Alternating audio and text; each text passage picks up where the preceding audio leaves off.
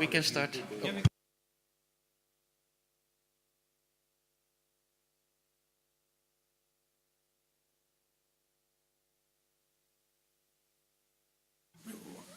Warmly welcome you to our conference today, a conference organized by the ECPM and the Israel Allies Foundation. My name is Bert-Jan Ruijsen, member of European Parliament for the SGP, member of the ECR in the European Parliament. In the European Parliament, I'm also chair of the Israel Allies Caucus. And of vice chair for the contacts with Israel in the parliament. The title of our conference is, as you saw, The Way to Peace. It's about the Israeli Palestinian conflict, about the EU's point of view on this conflict. This is in relation to new developments, but also in the context of the past, development in the past and international law. This week, our Jewish friends celebrate Hanukkah, the Jewish festival of light. Hanukkah celebrates the rededication of the Second Temple of Jerusalem. It's about a miracles moment in the history of the Jews, where light overcame darkness. And when we see today around us, we see a lot of darkness, and you can see it, I think, at different levels. Worldwide, we have to deal with the pandemic, but we see also a lot of darkness at a regional level, especially in the Middle East. And especially when we have a look on the long-lasting conflict between the Israelis and the Palestinians, where we focus on today. But, and that's what I would like to stress by opening this session, but we believe, in the spirit of Hanukkah, we believe that darkness do not have the last word. Darkness overcome by light. In this spirit, we are gathered here today. And I'm really grateful that so many of you are joining us, both in the room and also online through live stream. I want to extend a special welcome to His Excellency Mr. Haim Regev, the Ambassador of Israel to the EU and the NATO. We very much appreciate your presence and willingness to participate in today's event. I'd also like to warmly welcome our keynote speaker, Mr. Andrew Tucker. Andrew, really welcome. Mr. Tucker will present his project and his study about the EU and the Middle East process. It's a critical international law review. I call it as try to summarize. I can say I think it's a critical international law review indeed, a critical look on the two-states solution. And that indeed will your study will form the central part of today's conference. When you ask Mr. Borrell to summarize his position, the position of the EU, you will always get the same answer. The two-state solution on the basis of the 1967 borders, with Jerusalem as a capital of both states, is, according to the EU, the only way to achieve lasting peace between Israel and Palestinians. That's always the answer you will get when you ask the EU, what's our position? But is this two-states policy still viable? That's, I think, the central question today. And the parameters for a solution, are these still actual? how should this be seen from an international law perspective? In what way do the recent developments in the region affect the policy approach? And perhaps most importantly, what should the EU and its member states do and not do to contribute positively to the Middle East process?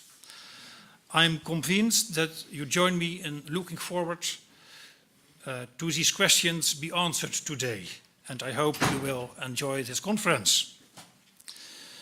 As you may have noticed in the program, before we listen to the keynote speech by Mr. Tucker, we will have an opening statement and message by the Ambassador of Israel to the EU, also by the President of the European Christian Political Movement, Mr. Gallucci, welcome, the Israel Allies Foundation, and the Israel Minister of Religious Services, and by a member of the Knesset. And after the keynote speech and the coffee break, we will have time to reflect and to discuss about this issue. This will be moderated by Leo van Dusberg, who is European Director for the ECPM and EU representatives of the International Allies Foundation. So without further ado, I would like to continue the program, and I would like to invite the Ambassador of Israel to the EU and the NATO, His Excellency Mr. Haim Regev, to take the floor for his opening message. Ambassador Haim Regev was head of the Middle East and Peace Process Division in Israel's Ministry of Foreign Affairs from August 2016 to August 2021. In addition, between May 2020 and June 2021, Ambassador Regev served as Chief of Staff of Minister of Foreign Affairs, Gabi Ashkenazi. Ambassador Regev joined Israel's Foreign Services in 1994. And in the last mission overseas, Ambassador Regev served as Counselor for Congressional Affairs at the Embassy of Israel in Washington, D.C. Ambassador Regev was born in Israel. And he holds a BA in Political Science and Middle Eastern Studies and MBA with honors, both from Tel Aviv University. Mr. Regev, you have the floor. Thank you. Good morning. I'm happy to be here. Actually, I was not supposed to be here. I was supposed to be in Israel, escorting a delegation from the EU high-level delegation to Israel. But so it's a miracle. I didn't travel to Israel. There are some restrictions, so I'm here. It's not a Hanukkah miracle, but I'm here. Anyhow, thank you very much, Mr. Rajan, the MP, for organizing this seminar, as well as I would like to thank the Israel Ally Foundation. This is very important to discuss those issues openly and frankly. I will say a few words, some short opening statement, and as you heard from my CV, from my bio, most of my career in the Ministry of Foreign Affairs, I handled the Middle East.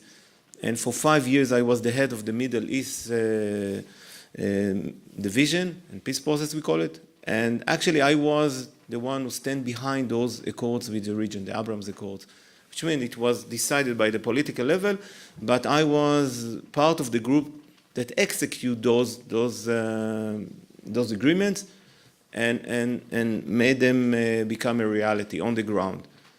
I mention it because when we're talking about the Palestinian issue, process or whatever, we should not ignore the tremendous change that those accords, Abraham's Accord, brought to the region.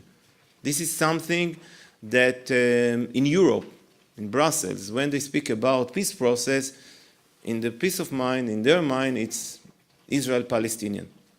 But there is a change, a huge change that happened that we should not ignore. This is a real peace.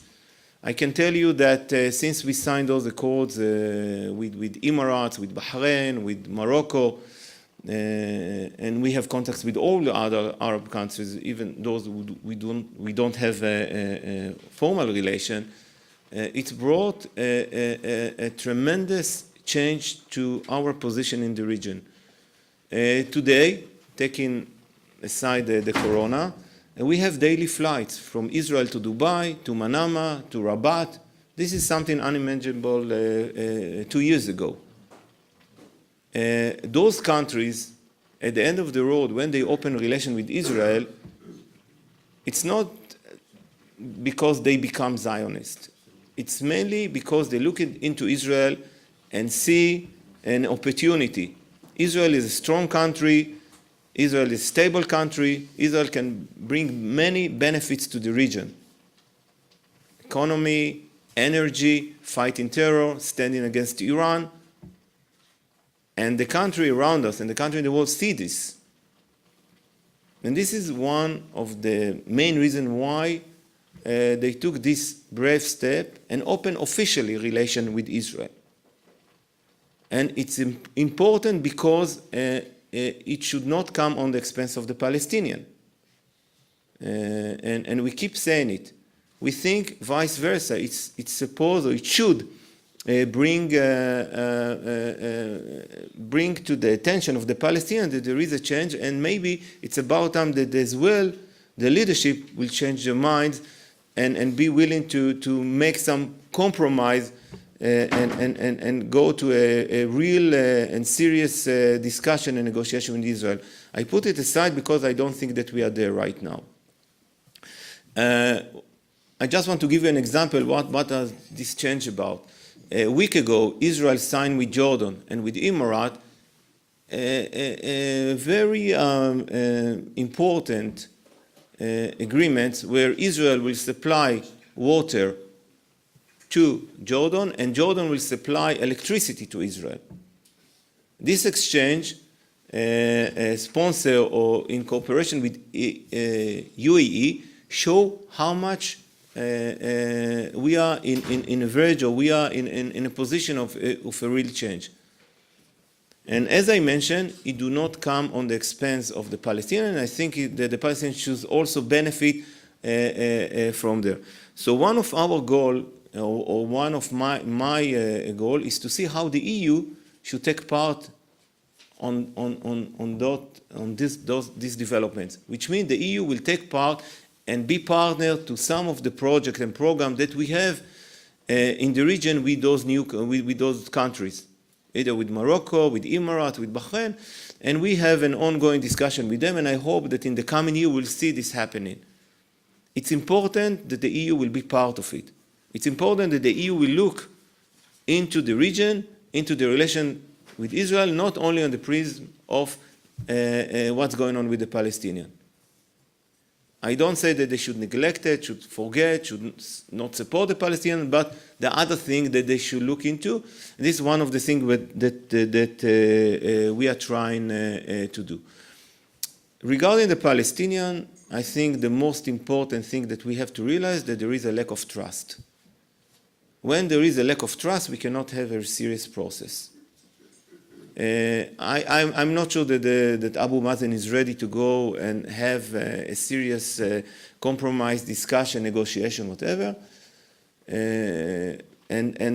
But more than that, for years after Oslo agreements, after Israel were willing to do some compromise, gradually we saw a loss of trust between us and the Palestinians. So the new government understand it, realize that, and come with a new approach. Let, at least in the meantime, while we're trying to build trust, let's support any step to stabilize the Palestinian, the population, their economy, or whatever, and allow any support, any economic support for the Palestinian. It includes a vision, a plan by our foreign minister, Lapid, who his plan called Economy for Security, which means we will let the international community and the Palestinians in Gaza, we will let assistance, we will support it. In return, we're expecting them to stop terror attacks, to release the Israelis that's still in their hand. And there is a process, two-stage plan that we believe that it might benefit, it might help the Palestinians in Gaza, because at the end of the road, the people there are the one who suffering. Also on that, we have engagement with the EU. We share with them the vision, and we hope that they will join this program.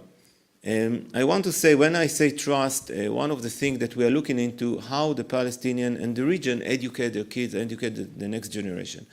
And we are fighting badly, I mean really here in other arena, to stop incitement internally in their society, specifically in their textbooks. Those textbooks are financed by international organizations, some of it by the EU, and for years we claimed that there are some motive, incitement motive in those textbooks.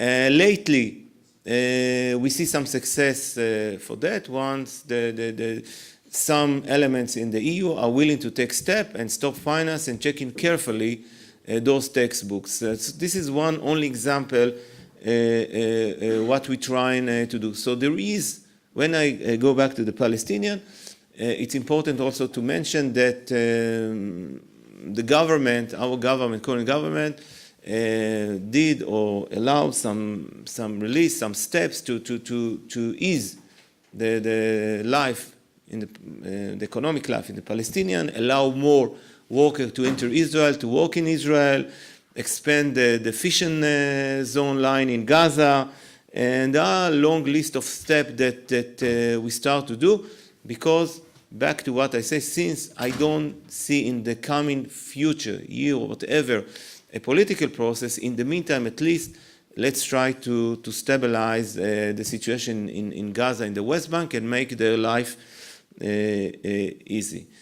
On those issues and others, myself as ambassador, as I mentioned, we are in touch with the Commission and DG NIR, External Service, and try as much as we can to engage with them, to make them part of it, put aside all the political aspect of this conflict. I see that here in the EU there are some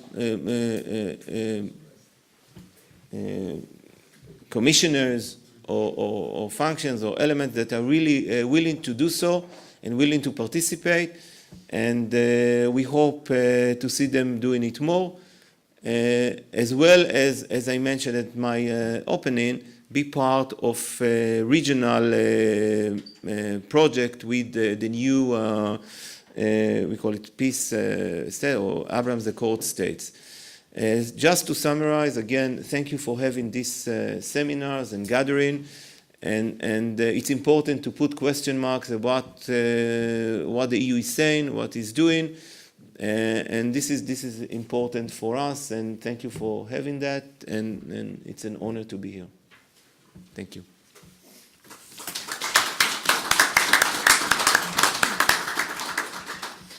Thank you, dear Ambassador, for your contribution and for participating in our conference today. And thank you also for your clear message. I really appreciate also what you said about strengthening relation, also opportunities for strengthening relation with the EU, and also your clear invitation, let's say, to participate in the projects in relation to the Abraham Accords and so on. I think that's a really good example of where indeed the EU can contribute, let's say, in a positive way to the developments in the region. But indeed, as you said, I think the Abraham Accords create, let's say, a whole, let's say, new environment in the Middle East, and that it happens well in the last few years. So that creates a real new picture and also new opportunities indeed. So thank for that. You told me before the meeting that you are really willing to answer also some questions from the audience, so I'm also looking to our participants today. when you have a question for the ambassador, or maybe a reflection or something like that, the ambassador is really willing to respond and to answer your questions. So if somebody has a question or would like to reflect, please feel welcome to do that.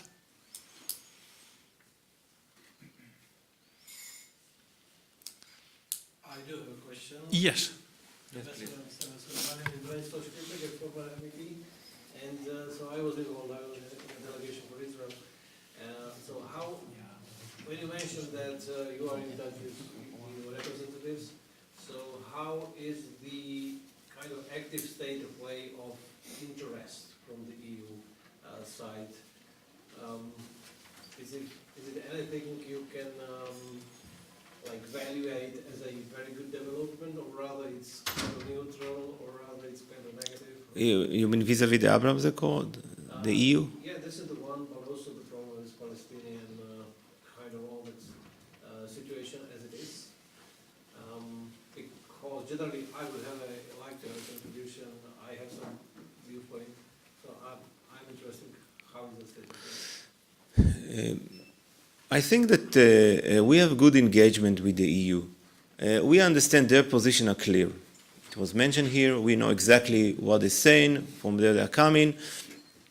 We disagree on many of the things, but on the other hand, as long as we discuss it openly, this is important. We are in touch with, they have a special envoy to the Middle East, so we have a serious engagement with them, because at the end of the road, the EU have an important role in supporting the Palestinian economy in Gaza, in the West Bank, and we just hope that it will go to the proper project and proper channels, and this is mainly what we're discussing with them. This is one thing, and the other thing, as I mentioned, we would like to see them more involved in the Abraham Accords, which means by joining some of the program or project that we are suggesting. So all in all, we have interaction with the EU. I can say even a good interaction, despite the disagreements that we have on mainly on political issues. Like BDS? Like, sorry? BDS? Like BDS? We do not discuss it. I don't think that the EU is pushing any BDS. That they do not. Discussion over what should be, for example, lately we have the issue with few organizations that was designated by Israel as a terror organization, and the first response was from the EU, by the EU, what's going on? Those are legitimate NGOs. Of course, we disagree on that, so we provide some information, and we hope that we convince them that they are involved in terror acts. So this kind of thing that we are doing with the EU. Thank you. Maybe one additional question, and then we have continued, because we have also some other speakers on our list today. Somebody else? If that is not the case, then It's okay, just the morning people are waking up. You know. I think so, yes. Or the message was very clear. No, you know. Maybe it's just no, indeed. So, thank you again for being with us and participating in our conference. And we are really looking forward in, let's say, continuing our good support. And we will do what we can. And today we will see, well, we already, let's say, reflect on our position, also from the EU part, and to see where we can play a more, let's say, constructive role. And, well, you are, I think, also aware that also in the European Parliament there are also real positive initiatives. You mentioned, for example, the Palestinian school books. Also colleagues here in the room are working on that to see how can we let's say, how can we support, let's say, I'll call it cleaning his Palestinian books in order that all hate speech and anti-Semitism will disappear. Work on. So thank you very much for being with us. You are really, let's say, welcome to stay with us, but I can also imagine that you have a full calendar also today, so feel free to leave us. But it was really great that you were here during the start of our meeting. So thanks again.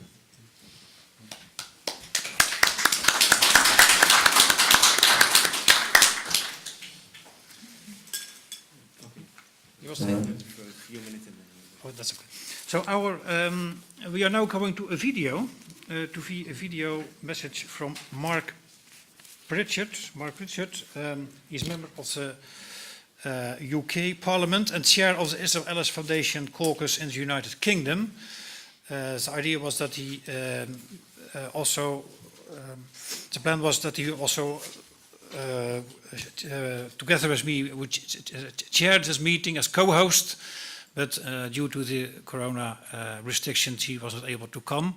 But we are really happy that we can share now his video message.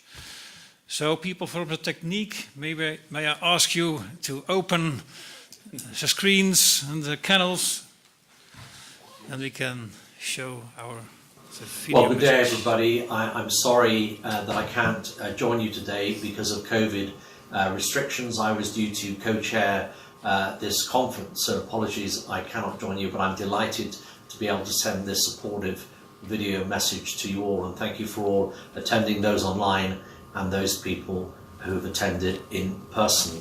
My thanks to Josh Rubenstein and his team, and Leo more locally in Europe, for doing a fantastic job in continuing to make the case for Israel's democracy and freedom and defence across the whole of Europe.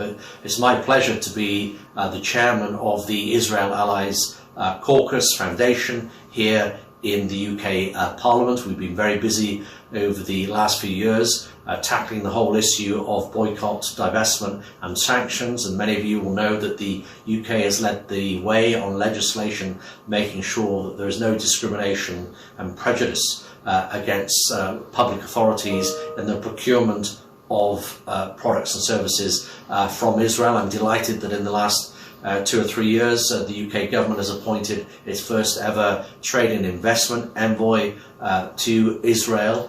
And of course this week it's been a huge week in the bilateral relations between the UK and Israel, with the Foreign Secretary Liz Truss and Foreign Minister Lapid discussing a whole range of closer relationships that the UK and Israel will have over the coming years, and moving towards a new memorandum of understanding which will help our democracies come together, even closer partnership by formally agreeing a new strategic plan for the next decade, spanning areas such as cyber and tech and defence. And the Foreign Secretary and Foreign Minister Lapid also looked ahead to the start of consultations for a new enhanced UK-Israel trade deal, which hopefully will come into force in 2022. I think that's absolutely vital, particularly around the issue of new technology and how that shapes democracies like the UK, like Israel, many of the countries that are represented at this conference today. Israel wants peace in the Middle East, and so does the United Kingdom, and that's why we're all part of this organisation. And that peace needs to sit alongside international law and recognise the rights of minorities as well as the majority. But it must be a peace based upon security. And that is why all of us need to play our part in ensuring that there is an end to the discrimination against the State of Israel. There is all that we can do legislatively and politically and diplomatically to root out and stamp down on anti-Semitism, which unfortunately is seeing a rise in certain countries in the European Union. And the government here in the UK are taking steps to tackle any issues around hate crimes and hate speech, and I think that's absolutely right. Israel has the right to exist. Israel is the only true and functioning democracy in the Middle East, and its people are prospering under that freedom that they enjoy. And that's the sort of freedom and democracy, perhaps in a different model, that we want to see in other countries around the region as well. For it is the people that should have the power, not government. It is the people that are the future of nations. And it is the people that want to see those universal human rights of freedom of speech, freedom of religion, freedom to put food on their table for their children and have their both boys and girls go to school and get educated. These are not Western values or Western concepts. They are universal values. They are universal rights. And whether you live in Latin America, whether you live in Sub-Saharan Africa, whether you live in Russia, whether you live in the United States, wherever you are on this planet, whether in the Middle East or in the United Kingdom, all of those rights mean the same to every individual. And they should all have access to those rights, all enjoy those privileges and enjoy those universal values and rights that we should all both protect and celebrate. So today I join you in supporting Israel, supporting all the team that do so well in highlighting the important issues around protecting the integrity and the safety and security and the values of a democratic state of Israel. Thank you. Have a great day, and I look forward to seeing you when we see this awful COVID over and done with finally. Happy Hanukkah.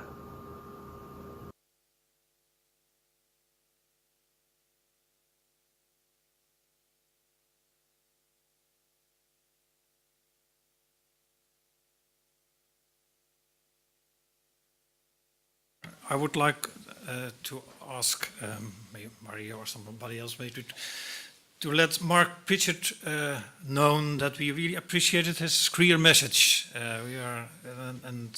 His clear words and also his opening remarks. Now I would like to give the floor to Valerio Gallucci, who is the president of the European Christian Political Movement and one of the co-organizers of today's conference. May I give you the floor?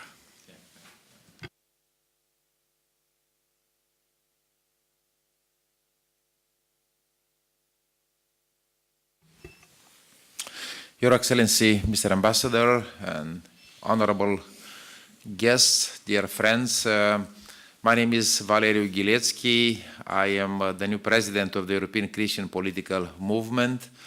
It's an honor for me to be here. So on behalf of the ECPM, I would like to welcome you to this European conference about Israel. The first conference ECPM organized about Israel was in 2016. MEP Bas Belder, he was the one who started these conferences, and today is the sixth conference that we organize about Israel, and we are glad as an ECPM family to take part in this conference. I was listening to the Mr. Ambassador and also to Berted Rassen and also to Mark Pritchard, whom I had the privilege to know him when I was a member of the Parliamentary Assembly of the Council of Europe. So we worked together for several years. And I believe the theme that was proposed for this conference is very important and relevant: road to peace and a critical look at two-state policy or two-state solution. I'm coming from Moldova. It's a former Soviet country. In the former Soviet Union, we have several frozen conflicts. We have frozen conflicts in Georgia and Ukraine, and Azerbaijan, in Moldova. Of course, our frozen conflicts are much different than the conflict between Israel and Palestine. But still, conflicts are very, very difficult to tackle and to find a lasting peace, to find a good solution. And I'm glad that we decided to have a critical look at this two-state solution because, as Mark Pritchard mentioned, and Ambassador also emphasized this, everybody wants peace in the Middle East.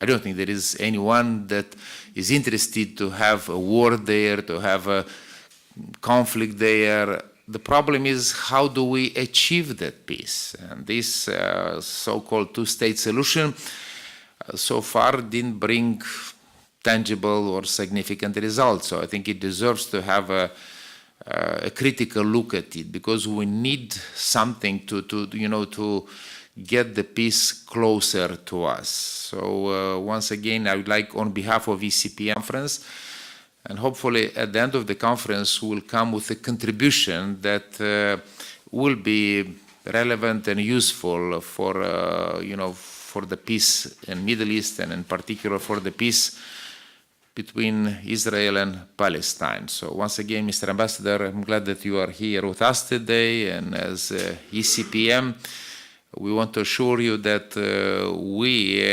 are, on the part of the peace and long-lasting peace. So as Mr. Hassan mentioned also, and Branislav Skripik, my predecessor, who used to be also a member of the European Parliament.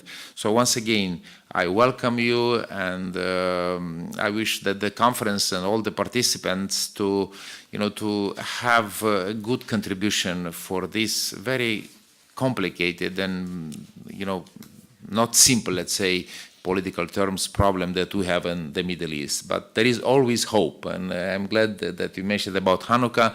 There is always hope. Light is much stronger than darkness. So may God bless Israel and this conference. Thank you once again.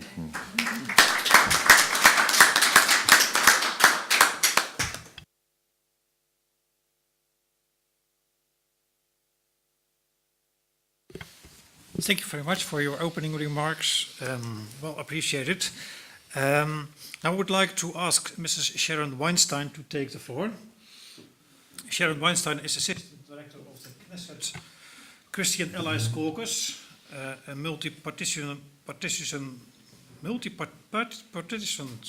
caucus of the 20 Knesset members who look to strengthen the lines of communication with Christian supporters of Israel. Based in Jerusalem, Sharon coordinates the activities of the caucus, including delegations and conferences both in Israel and abroad, which connected the members of the Knesset with different caucuses all over the world, which has really a faith-based, let's say, background as the different caucuses. So Sharon, she will introduce to us the Israeli Minister of Religious Services, Matan Kahanan, and Sharon Haskell, Knesset member and chair of the Knesset Christian Allies Caucus, who will address our conference through a video message. So Sharon, you have the floor. Thank you very much, Mr. Rusin. Thank you for that introduction, for co-hosting today's event. It's wonderful to see you in person after 2 years of being together online on video, online digital events. And thank you for your leadership in creating today's program together with Leo van Dusberg, the European representative of the Israel Allies Foundation. Of course, none of this would be possible without the work of Mr. Giletsky from the ECPM, the European Christian Political Movement. Thank you for your work behind the scenes, not just for today's program, but for the work you do throughout the year. We consider you to be a true partner in the work that we do at the Israel Allies Foundation, what we like to call faith-based diplomacy, channeling biblical support for Israel into real political action. Thank you to His Excellency, Ambassador Regev, for honoring us with your presence here today. We wish you much success in your continued efforts to strengthen the relationship between Israel and the EU. I would like to take a moment to further highlight today's co-host, member of the European Parliament, Bert-Jan Rusin, who also serves as the chairman of the Israel Allies Caucus in the European Union. Over the last 2 years, when in-person meetings were impossible, you initiated online webinars for members of the European Parliament as well as other parliamentarians to make sure that you and your colleagues were continually briefed about what was going on in Israel. We are aware that you were working in an environment that is sometimes surrounded with anti-Israel rhetoric, and so we especially appreciate everything you do to stand for Israel. This year, we were proud to see that you initiated an updated EU policy regarding the funding of terrorism so that the EU will be able to recover the funds that were inadvertently directed towards terror activity. UNRWA was also censured for inciting hate and violence in their textbooks due to your efforts. And so I wanted to present you with this special coin we created in the IF to mark the 50th Israel Allies Caucus. Wonderful. The hope is that the 50 chairmen of Israel Allies caucuses around the world will look to you as a role model to see how they can lead their caucuses with commitment, with integrity, and with passion. I hope that this coin also reminds you that you are not a lone voice, but you're part of a vast network of Bible-believing parliamentarians who want to strengthen the relationship between their countries and Israel and want to promote Judeo-Christian values in their parliaments. This year's program is centered around an important and sensitive topic: Israel's standing according to international law and the feasibility of a two-state solution. It seems as if the average college student or typical person posting on social media has become an expert in international law. With passionate conviction, they shout phrases like apartheid, human rights abuses, international law violations. But today, we have the opportunity to broadcast loud and clear that these messages are anti-Israel propaganda. It is a true honor to be here today with Andrew Tucker, a real hero who has stepped up to the task of actually analyzing the international law with regard to Israel. It turns out that it is much easier to condemn Israel than to study the depths of international law. We are privileged to have him here today and present his new research on the topic of the two-state solution, and consider his work to be an essential resource for the IEF parliamentarians, which includes a network of over 1,000 individuals. To all the participants who are here in person or joining us online, thank you for being here. You are our ambassadors, our feet on the ground, the best defense we have against the virus which is spreading globally. I'm not referring to COVID-19, but to the anti-Zionism which is gaining strength and becoming commonplace. We need you to continue to participate in events just like today's, so that you can become armed with up-to-date information which defends Israel's cause. We need you to stand up and be unafraid to publicly broadcast your support for Israel, to be confident in saying that today's anti-Zionism is just a masked version of yesterday's anti-Semitism. It was once publicly acceptable to marginalize the Jewish people. Today it is publicly acceptable to marginalize the Jewish state. The world waited too long before taking action to stand up to the anti-Semitism of the past, and now we need to learn the lessons to act faster, to speak louder, to be unafraid to call out the promotion of false narratives and biased attacks against Israel. Just 3 days ago, on November 29th, we commemorated the anniversary of the Partition Plan, where Jews and Arabs were each offered a state on the land which the British Mandate had designated for a Jewish homeland. The Jews immediately celebrated and gladly accepted the agreement, but the Palestinians chose to say no to the offer of a Palestinian state. They said no in 1947, and they've continued to say no again and again since then. Whether literally saying no to subsequent peace plans or by funding terrorism against Israel, their leadership has made it clear that they are not true partners for peace. It is not Israel that needs to be reminded about the feasibility of a two-state solution. It is the Palestinians. Their leadership needs to understand that the road to peace can only be paved through peaceful behavior. Only then can we move forward towards a lasting peace agreement like those which we enjoy with a growing number of countries. One of the great privileges I have in my work in IEF and the KCAC is engaging with 20 members of Knesset who serve in the Knesset Christian Allies Caucus. This is the center caucus in the IEF network. Today we are honored to hear from a former member of the KCAC who now serves as Minister of Religious Services, Matan Kahana. Minister Kahana is embarking on a bold campaign to enhance the status quo on matters of religion and state, carefully balancing Israel's Jewish character with its democratic nature. He is careful to meet the needs of Jews across the spectrum of observance and people of all faiths. We are honored to have him present a video message for us today. Thank you.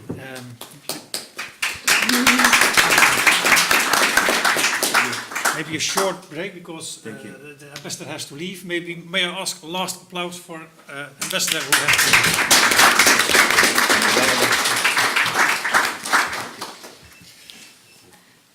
Video message for Matan Kahana. Shalom to my dear friends who are participating in the Road to Peace conference in Brussels. I know that today you are examining Israel's standing according to the international law, and I thank you for this important effort. Regardless of the dominant and often loud voice which you may be exposed to, which unfairly accuses Israel of all sorts of crimes, it is important that you know that Israel has solid legal and moral grounds to defend its activities. as a former IDF soldier in the Special Forces Unit, where I served together with Israel's Prime Minister Naftali Bennett, and as a former fighter pilot and squadron commander, I can tell you with complete confidence that the actions the Israeli government embarks upon with regard to security stem from both our commitment to Israel as a Jewish state, as well as our commitment to protect the democratic rights of all people. I want to thank you all for dedicating your time and efforts to better understanding your inherent support for Israel. The love and support that you give to the Jewish people and the State of Israel is essential to our safety and success. May you go from strength to strength, and may we continue to work together to strengthen the relationship between the EU and Israel. Thank you.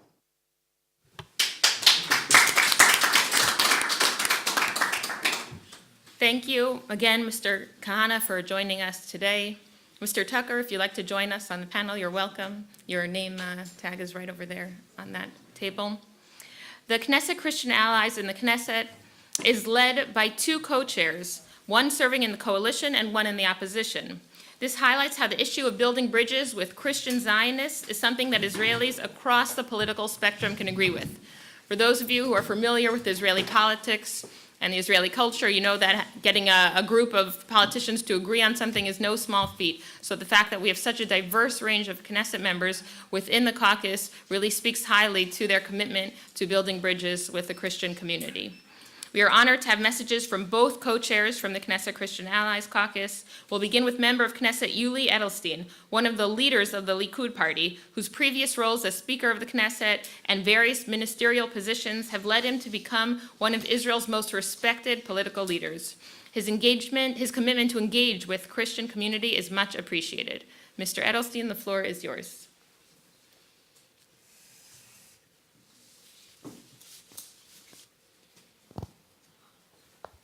Dear friends, I want to send my warmest greetings to all of you gathering in Brussels and to thank you for the wonderful work you're doing on behalf of the Jewish people and the State of Israel.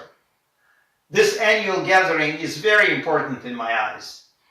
I know that each year you focus on a certain subject, certain area, celebrating Israeli contribution to the world in different fields, thus bringing the true picture of Israel to people around the world. I know, unfortunately, that there are different voices too. Those who are trying to paint us in black colors all the time. Just recently, we learned of the decision of the Belgian government to label products originating in Judea and Samaria. I would encourage all those who are supporting such decisions to come with me to Judea and Samaria. I will introduce you to industrial zones there where thousands of Palestinian workers are earning honestly good salaries to produce the very products you want the world to boycott. Except for causing unemployment among Jews and Palestinians alike, these decisions don't do anything. They definitely don't contribute to peace. So, my friends, I encourage you to bring the real picture of Israel to the world, the one that you know, the picture of our rights to this land, of our right to live and settle here, the picture of the modern state of Israel, a flourishing democracy here in the Middle East. As the chair of the Israeli Christian Allies Caucus in the Knesset, I want to thank you again for everything you are doing. I'm absolutely positive that together we will prevail and the truth about our country will become known to everyone around the world. Thank you.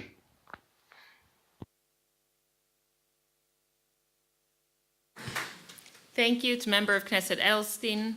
I would now like to call upon the other co-chair of the KCAC, Knesset member Sharon Haskell. Member of Knesset Haskell is a beloved member of the KCAC who used to be one of the Knesset's most frequent flyers back in the day when international travel was less restricted.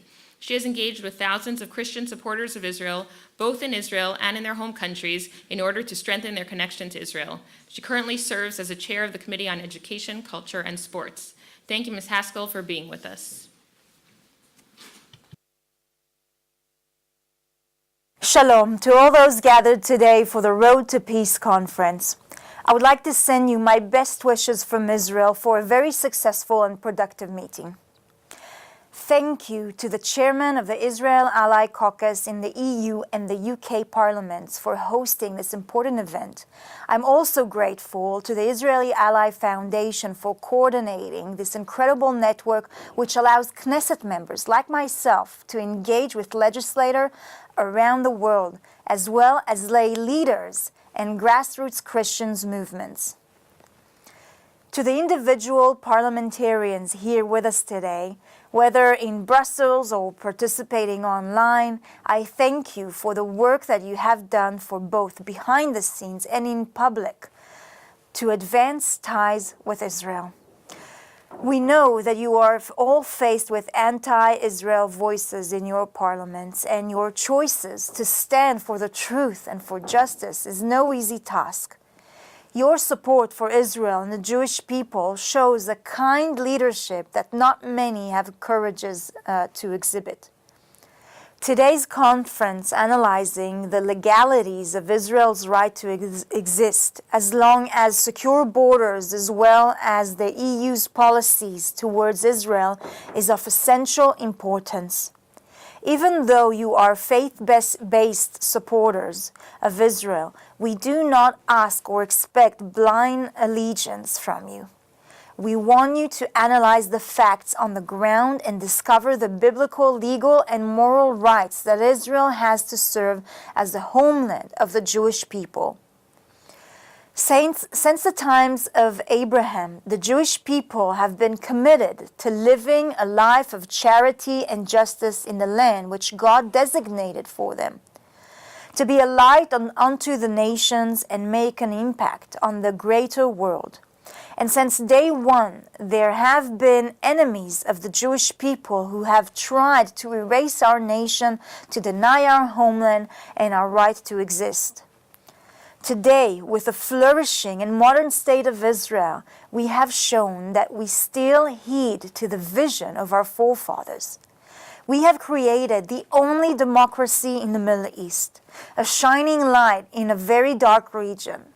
We have used this blessing to not only develop the homeland of the Jewish people, but also a safe haven for the minorities who live among us.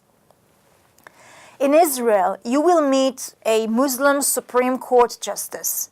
How many countries in the Middle East can be proud of Jewish supreme judges? Israeli hospitals represent a loyal partnership of medical staff in which Jews and Arabs from all streams of work together. In the Israeli House of Representatives, you will meet members from all ethnic groups and all religion. In the last 10 years, the percentage of Israel Arab citizens enrolled in higher education institutions has more than doubled. There is much more to do, but we see real progress around us.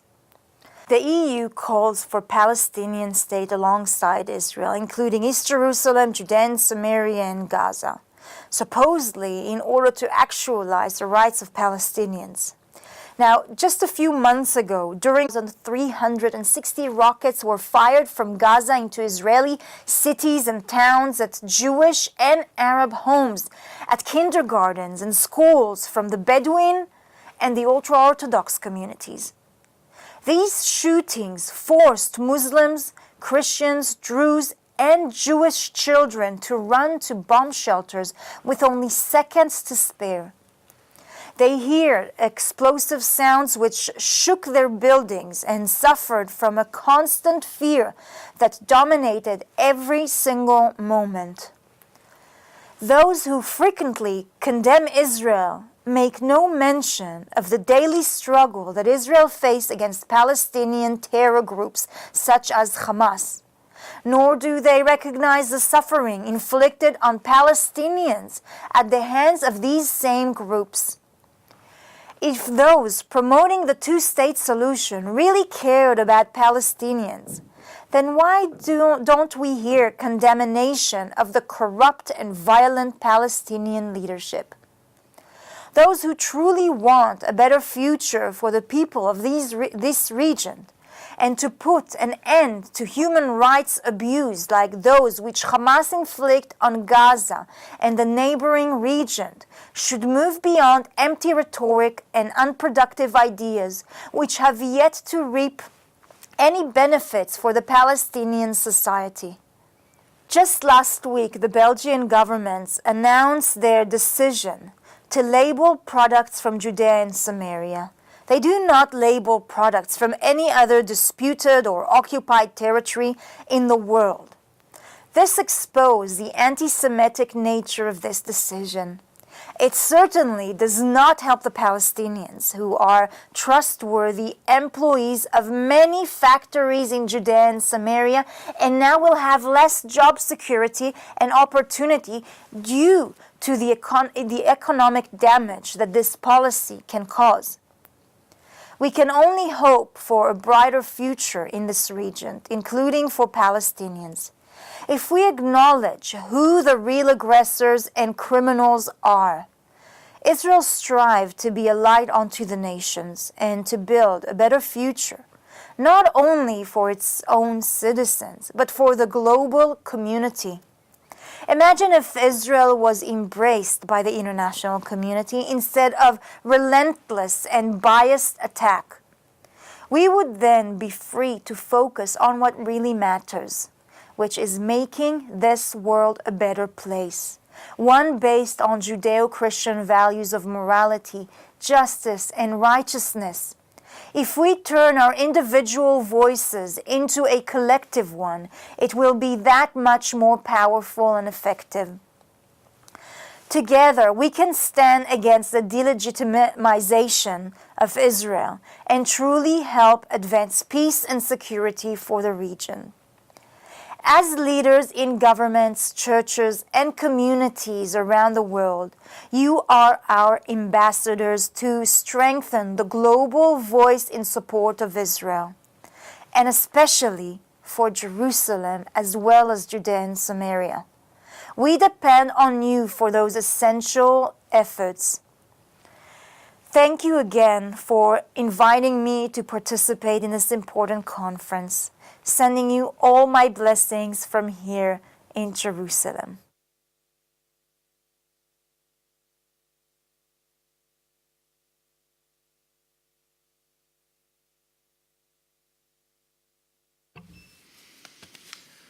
Thank you very much, Sharon. May I ask you please convey our thanks and appreciations to our friends from Israel, to the different speakers and ministers and the members of Knesset. And also, thank you again for this special gift, a special coin from the Israel Allies Foundation. It's a big honor for me, and it's my, let's say, additional motivation to continue on working on improving the relation between Israel and the EU. So I would like now to welcome our keynote speaker, Mr. Andrew Tucker. A graduate of the Universities of Melbourne and Oxford, Andrew Tucker has over 20 years' experience as an attorney in Australia, UK and the Netherlands, advising governments and corporations, mainly in the energy and telecom sectors. Previous positions include in-house counsel to the Australian Competition and Consumer Commission. He has been research fellow at the TMC Asser Institute for European Law, International Law and International Commercial Arbitration in Den Haag, the Netherlands, and senior fellow in the Faculty of Law, University of Melbourne. From 2004 to 2018, he was executive director of Christians for Israel International. In 2017, he co-founded the Hague Initiative for International Cooperation, Think, a non-profit think tank educating and advising politicians, policymakers and others on the fair and non-discriminatory application of the international law, promoting economic, cultural and religious cooperation in the Israel-Palestinian conflict and the Middle East generally. Mr. Tucker, Andrew, may I give you the floor?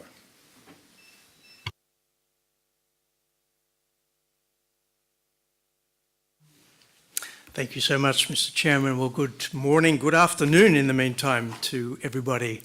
I see we're running a little behind, so I'm under a little bit of pressure to do the best I can to explain a very complicated issue, a set of issues in a short period of time. But thank you for the opportunity. Thank you for organising this conference. Think is a global network of international lawyers. We're committed to a fair and a balanced application of international law, not because we think law is going to solve the problems of the world, but we see law being used in an imbalanced way, and we think that's not helpful to creating a culture of peace and mutual respect and cooperation. What I'm going to try and do within 20 minutes or so is to give you a sense of what international law is and how it applies to this conflict. I want to say in advance, international law is a body of principles that are developed by nations over a period of time.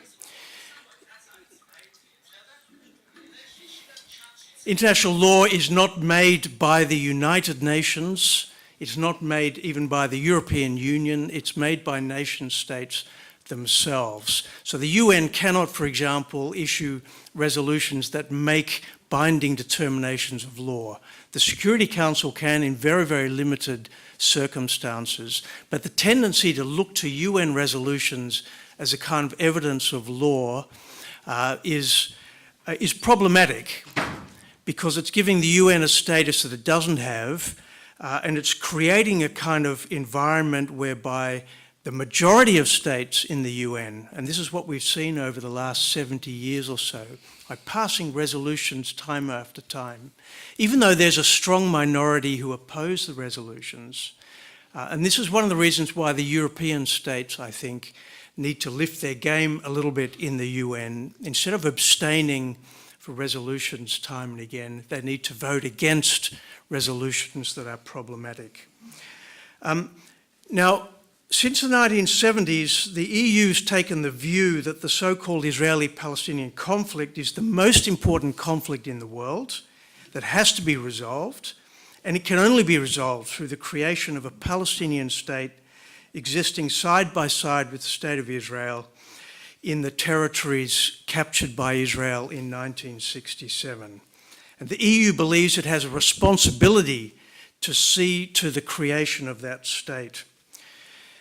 The policy consists of really two parts. It's a set of parameters and it's a set of programs implementing the parameters. The parameters have been developed, they're set down in EU Council conclusions, and you can read those in the conclusions since mainly 2012.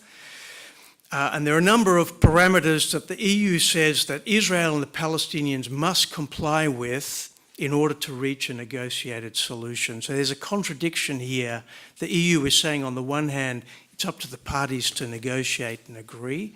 On the other hand, they're saying, we set down the parameters which determine the outcome of those negotiations. There's two in particular that we're focusing on. One is the question of statehood, the idea that there must be a Palestinian state. I'm going to look at that in a moment. And the second is territory. The EU has a very strong view that Palestinians have a right to all of the territory outside the Green Line. Unless they agree otherwise, that is where the Palestinian state will be. Now, these parameters, there are others. For example, there is a requirement that Palestinians cease the terror. There is a requirement that settlements are illegal.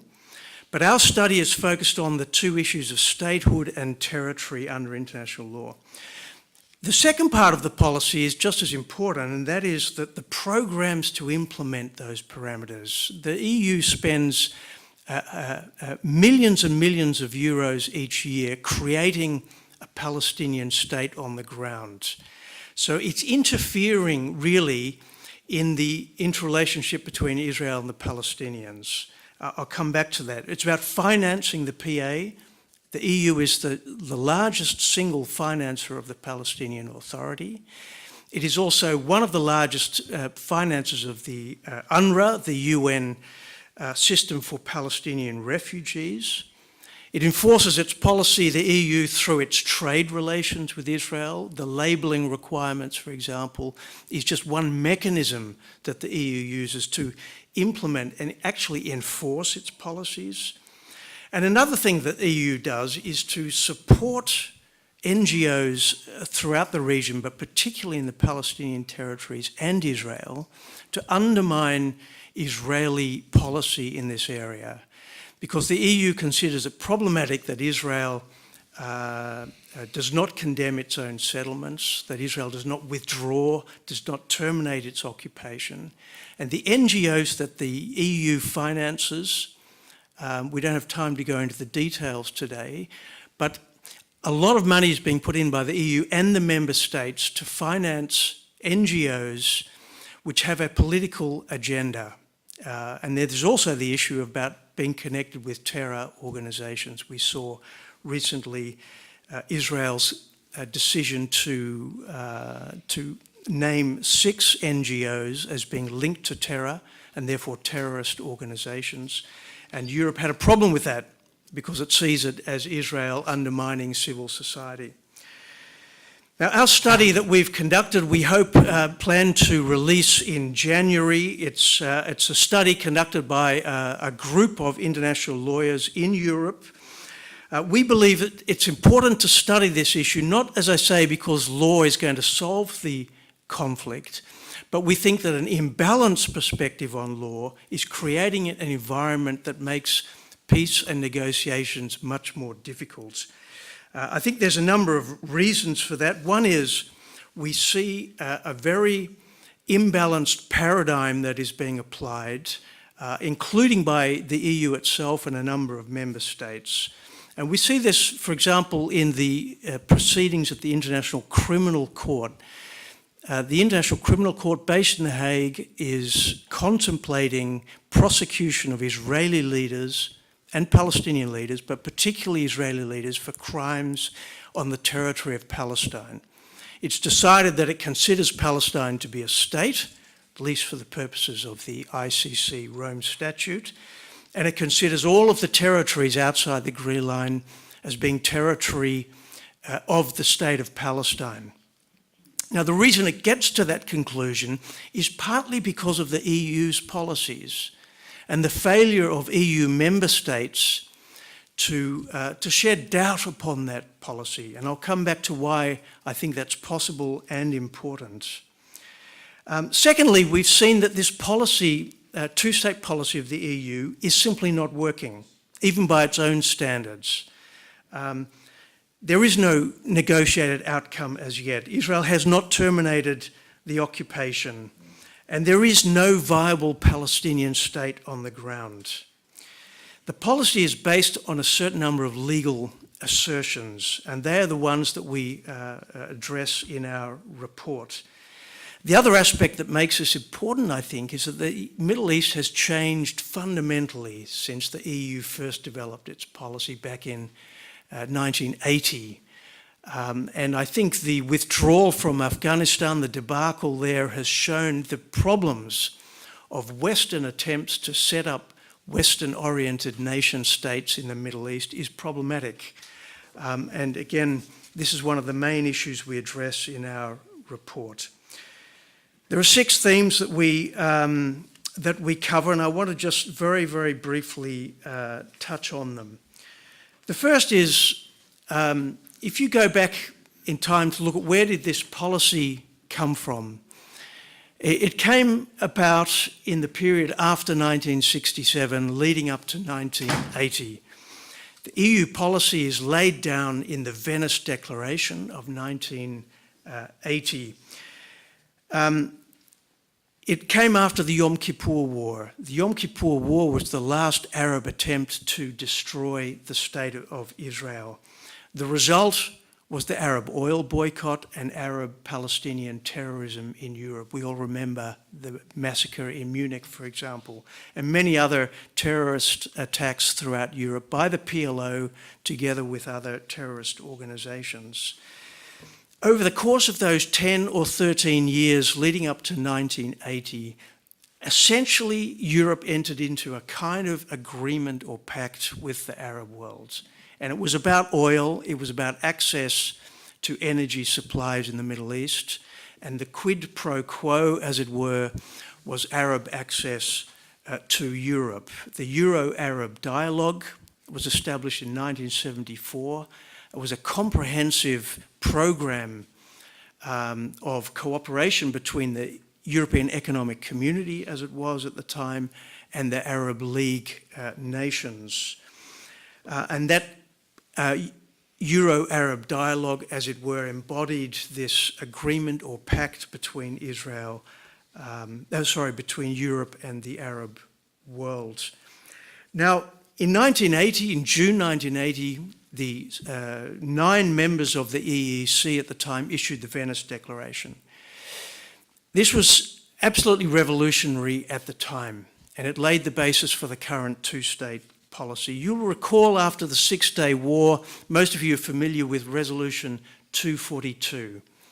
It's always referred to in every resolution you read in the UN. Everybody thinks that they are enforcing or applying Resolution 242.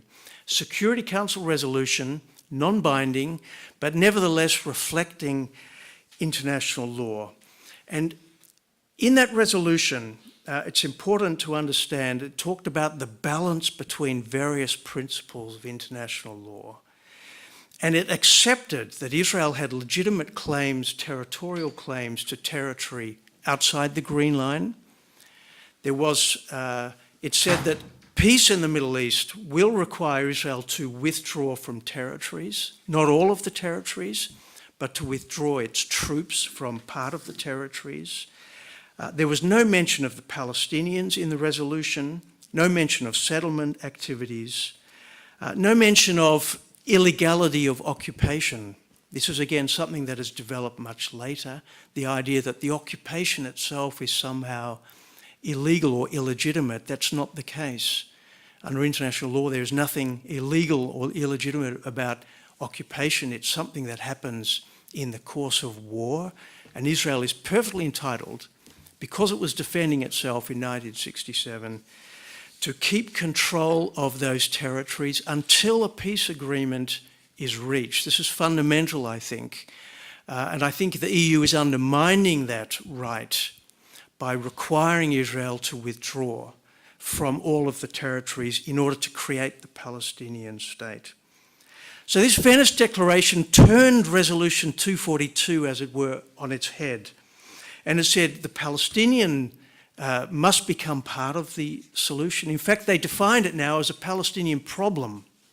It's no longer a problem about the security of Israel and its relations with the Arab world. The problem, Europe said, in Venice, is the Palestinians, and their problem needs to be solved. The PLO was mentioned for the first time, requiring the PLO to become part of the peace process.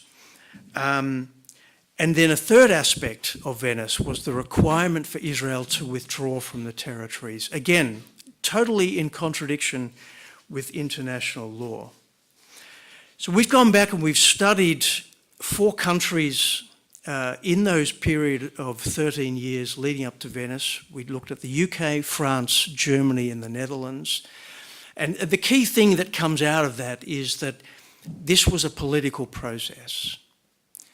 And this was really the first time that the EU uses international law language and concepts to really justify a political solution. The two-state solution is a political concept. It's not a legal requirement. And law is being used, and we think misused in the sense that it's not right to interpret and apply law in an imbalanced way in order to achieve a political policy outcome. That's not what law is there for. Law is there to provide a neutral and a balanced set of principles within which the various actors themselves have to resolve their own problems. And I think one of the problems that's created out of all of this is it's embedded the idea of Palestinian victimhood. It's given the Palestinians the sense that their problems will be solved by the rest of the world, whereas they are one of the actors on the stage of this problem. Let's not forget it was the Palestinian leadership, together with the Arab world, that rejected the UN partition plan in 1947. It's been Palestinian leadership that time and again have refused peace proposals or solutions on the table. So the first point is the two-state solution is a political goal, not an illegitimate one. It may be a perfectly acceptable outcome, but it's not right to say that international law requires a two-state solution. And the second point is that in doing so, we think the EU is misusing international law. Another example, apart from the use of occupation as an argument for requiring Israel to withdraw, is the statement that settlements are illegal. We see that all the time, don't we? The Israeli settlements are illegal. Now, unfortunately, the International Court of Justice made a statement along those lines in 2004.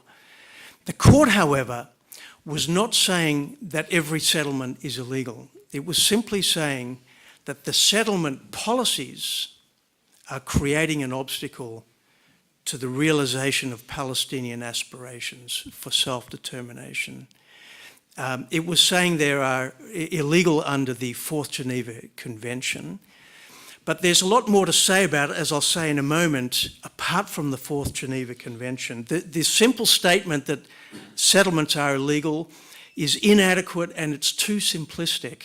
International law consists of more than the Fourth Geneva Convention, more than human rights law.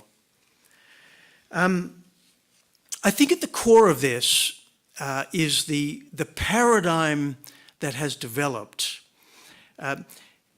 In legal thinking and reasoning, the first thing you have to do before solving a problem is work out what the problem is. It's defining the issue that has to be resolved. Now, the paradigm that has developed since the 1970s is that this is all about giving the Palestinians self-determination and a right to statehood. Israel is compared with a colonizing entity which has colonized territory that belonged to a native population. That's the paradigm. Now, this all developed within the UN and the committees and the organizations that were set up in the 1970s to promote Palestinian rights. And I think that culture, that paradigm has underlined or undergirded the EU's approach. There are two ways of looking at this. Either it's a question of a decolonization. Think of Western Sahara, for example, is a case of decolonization. All the states of Africa which were colonized. This is the way that many look at it. This is the way the Arab world looks at it. This is their paradigm that they promote. The other way of looking at it is that no, we have a state of Israel which came into being in 1948, and now the Palestinians are claiming a right to self-determination. It's a very different paradigm because it requires a balance of interests. Israel, being a legitimate state, has a right to territorial integrity, right to security, even secure borders, and the Palestinian right, which it has under international law, to self-determination, must never undermine the rights and the sovereignty of existing states. So it's much more comparable, for example, with the breakup of the former Yugoslavia and deciding where the borders are of individual states coming out of that situation.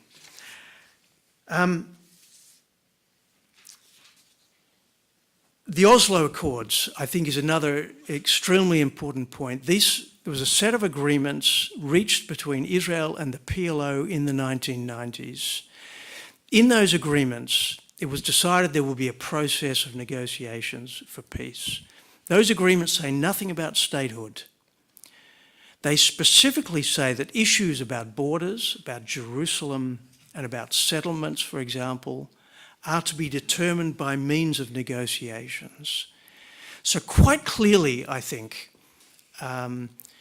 any requirement by the EU or any other party that requires statehood or that imposes borders, which is effectively what the EU is doing, I think is undermining the Oslo agreements. This came out clearly in the proceedings before the International Criminal Court over this last year. And if you're interested in reading a very interesting document which talks about these issues, it's the dissenting opinion of Judge Kovacs, the Hungarian judge, in the ICC ruling earlier this year in February, where he looks in a much more balanced way at the way international law comes into being. And he confirms the Palestinians do not have a right to statehood. They have a right to self-determination, but any state that could come into being can only come into being under international law through negotiations. And that's largely because of the Oslo agreements, which have been embedded in the UN process. The EU itself is a signatory to the interim agreement, or it witnessed the interim agreement. So the EU itself is committed to and bound by those Oslo agreements. How are we doing for time, Leo? 5 more minutes, thank you. The next issue, and perhaps the most problematic issue, is the question of Palestinian statehood itself. So let's assume that we're going to create a Palestinian state. What does it mean? You cannot just create states in a vacuum or on paper, which is a little bit what Europe is trying to do. States need to grow, they need to become developed on the ground. One of the core aspects of statehood under international law is the question of government. You cannot be a state if you do not have an effective government that has exclusive power over a given territory. So this is a discussion within international law, academia particularly, but also in the diplomatic. Who creates states? There's one line of thinking says, well, states are created when they're recognised by other states. So a lot of people say, well, Palestine exists as a state because it's recognised by 130 states around the world, including Sweden, for example, which is the only EU member state to recognise Palestine. There's an argument that's been put to the court, the criminal court, and it was quite persuasive. The other line of arguments is, no, you can't be a state unless and until you satisfy some very basic criteria. And one of those is the existence of an effective government having exclusive control over territory. And this is the core problem, I think, of Palestinian statehood. With all the best intentions of the world, the attempt to impose a state on the culture of the Palestinian society is simply not working. There is no political and social culture that supports the idea of a Western notion of statehood. The PLO itself, and even the Palestinian Authority, which is regarded as Israel's negotiating partner, is still embedded in the idea of resisting Israeli statehood. That is the core goal of the PLO to this very day. Its charter has never been amended. So the PLO exists for the purpose of destroying the Jewish state of Israel. That is the culture in Palestinian society. And that's the reason why you have corruption. It's the reason why you have terror and the incitement to terror, because of this basic idea, which I think, unfortunately, is being fed by the paradigm that they have a right to statehood, whatever Israel may think, whatever Israel's security interests. And so we have a dilemma here that after 20 years of massive European investment in Palestine, we do not yet have a viable state on the ground, not only economically, but politically and culturally. So we go into this issue in great detail in our report. The final point, I'm going to finish up, Leo, is the regional context is terribly important. Back in 1980, the world looked very different. You had more or less stable regimes in the Middle East, and it was really all about Israel reaching agreement with Egypt, with Jordan, with Iraq, Lebanon, the states which had attacked it. Now, in the meantime, Israel has peace agreements with Egypt and with Jordan, of those states that attacked it. It is still at war technically with Syria. Israel is at war with Lebanon. Israel is at war with the states that are supported, or the entities supported by Iran, that is particularly Hamas and Hezbollah. Okay, so Israel is fighting a regional military conflict. And in that context, you cannot simply create out of nothing a state which is going to be a territorial ground upon which that war can be fought against the state of Israel. And we have a lot of failed states in the region. Just think of Yemen, Libya, Iraq, Syria, on the doorstep of Israel. There's two issues here which come out of it. One is territory. The only way that Israel will be able to secure its interests and to be able to defend itself is to have control in the Jordan Valley. The Jordan Valley is essential to Israel's long-term military security. So that's one reason why you cannot have a full-bodied Palestinian state in the West Bank as a whole. The second is a question of timing. You cannot have a state coming into being which will become a platform, as I say, for Hamas, for Palestinian Islamic Jihad, for Iran, for Turkey to launch further their war against the state of Israel. So these are all issues under international law which we argue in our report need to be taken into account. International law is more than the human rights of the Palestinians, which are very important and need to be protected. And Israel is not perfect by any means. And yes, there are violations of human rights in the territories.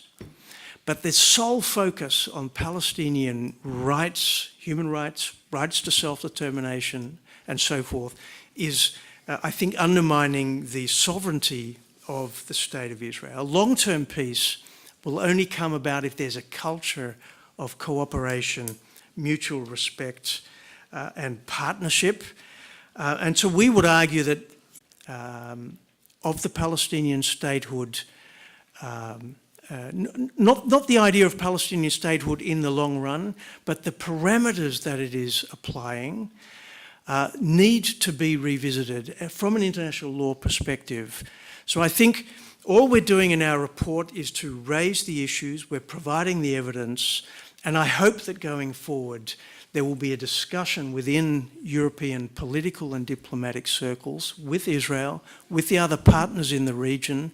The Abraham Accords are terribly important because they show there is another model, another paradigm possible for cooperation, and the Palestinians will benefit in the long run. They will not benefit if they are being encouraged in their objective of destroying the only democratic and viable state at the moment in the Middle East. Thank you.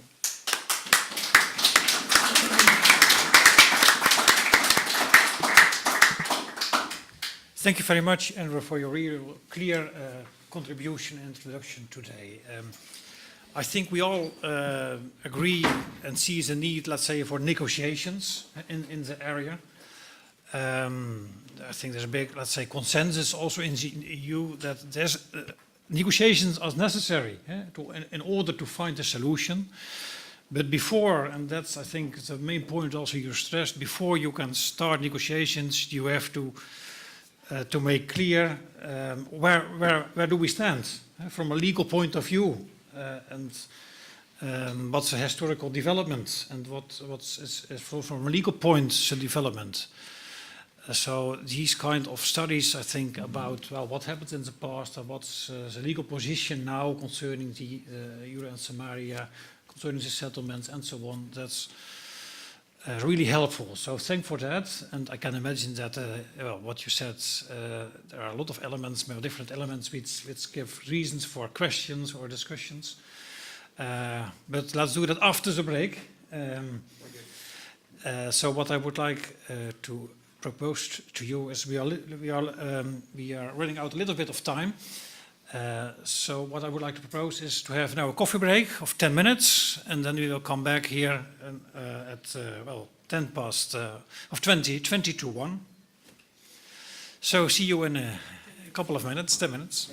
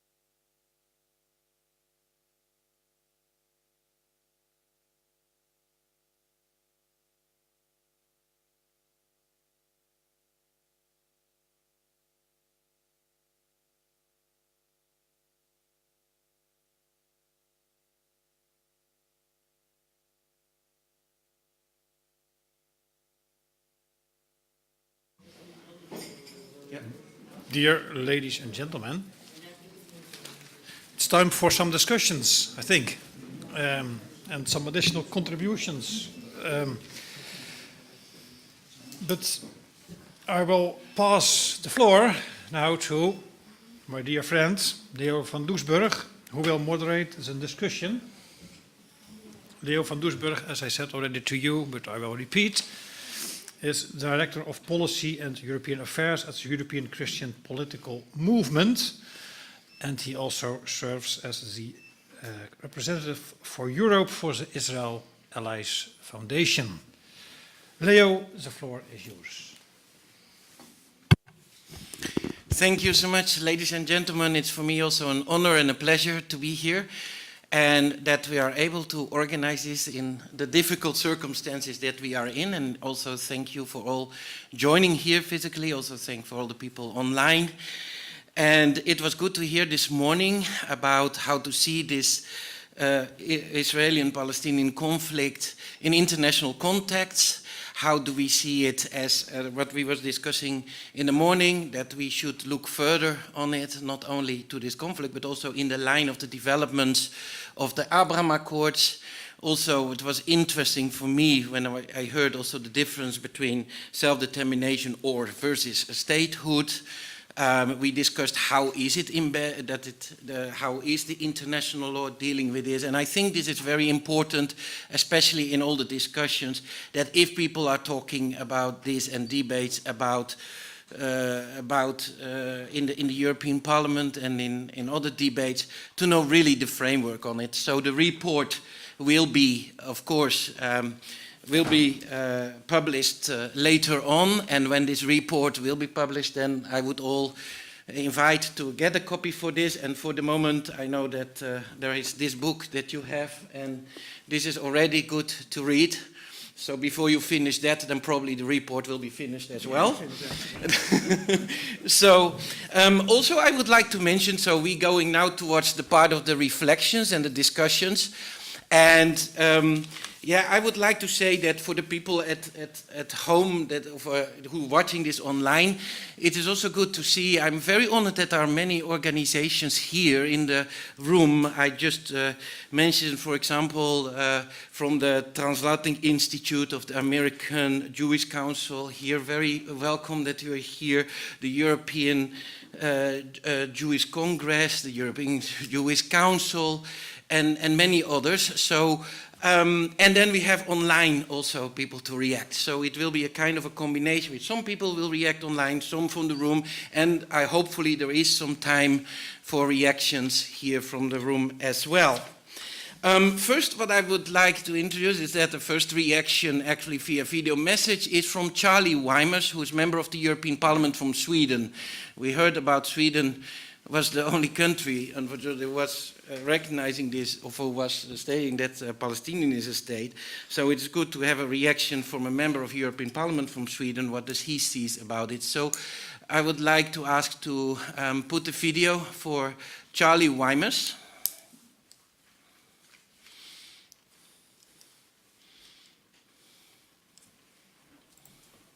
Dear all, firstly, I'd like to thank Bertjan for hosting this very important conference. I would also like to extend my sincere gratitude to Think for their timely report and analysis on the topic. When looking at some of the obstacles facing the Middle East peace process, including in relation to international law, left-wing political parties often like to throw around the term international law when seeking to criticize Israel. This also very much happens in the public domain as well as in EU statements, and I think it's important to be well informed on this topic. In fact, often one major issue is overlooked, and that is terrorism. Terrorism and terrorist violence contravene international human rights law, international humanitarian law, as well as frameworks of international instruments developed specifically for the purpose of preventing, suppressing, and eradicating terrorism.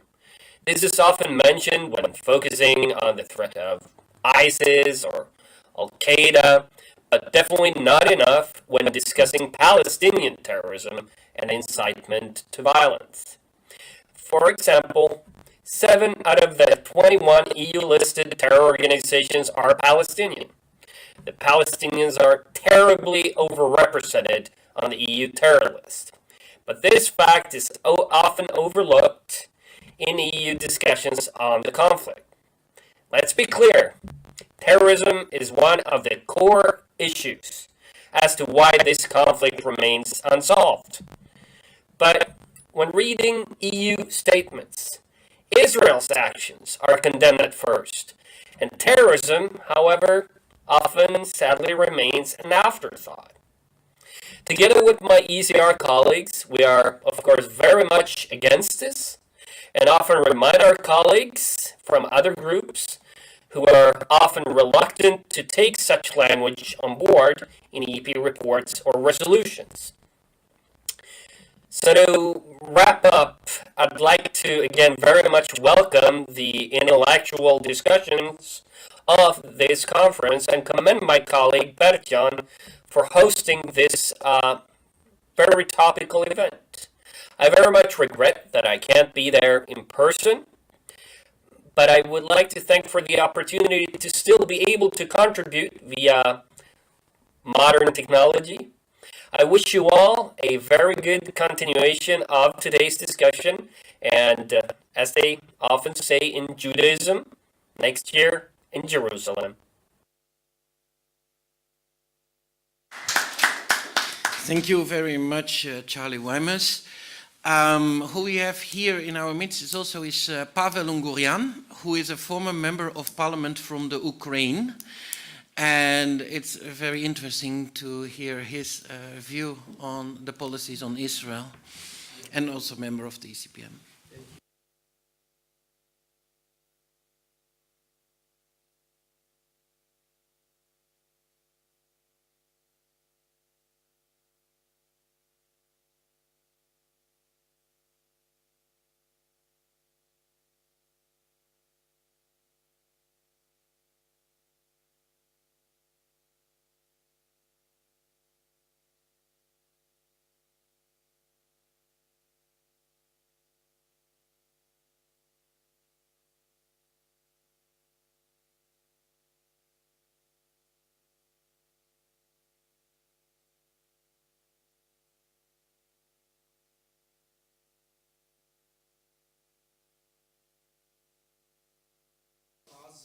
As a parliamentarians for many years, it was a very important question for the security of Jewish people. Thank you. It was a question about the security for the Jewish people, and we understand very clearly the questions of the national security of Israel, state of Israel, and also in general anti-Semitic questions. For us, it was very important. I was many years in the caucus, parliamentary caucus friendship with State of Israel, and we initiated the special law and our special letter for the President of country of Ukraine and Minister of External Affairs to move our embassy from the Tel Aviv to Jerusalem after this United States initiatives. Unfortunately, immediately after that time, the president of Ukraine, president of the country, was changed, and for another person now it's not an agenda, but for our Christian community in Ukraine, it's on agenda. And one more thing. I think the idea of the Jerusalem prayer breakfast, it's very unique initiative. It's just one. Yesterday it was European prayer breakfast here in this hotel in Brussels. But what we see about the idea of Jerusalem prayer breakfast, it's not just in Jerusalem. It's around the world. Jerusalem prayer breakfast in different countries and cities. But when we visit the holy city, city of Jerusalem, we can see how it's the passion, friendship, and conversation between Christians and Jewish in this unique event. And I hope step by step and year by year, year after year, we can see many Palestinians, officials, Palestinian friends, Palestinian caucus from Knesset in this event. Let's go forward, and ECPM, it's a wonderful, wonderful platform also for these questions. And I hope maybe one time we can do something with ECPM in Ukraine, for example, also for these issues, because we have a Uman region and Tzadik Nachman Memorial, and we have Medjiboush region. It's one more city, very holy place for the Jewish people around the world, Medjiboush and Uman. And everybody welcome, and ECPM welcome. Thank you one more time. God bless.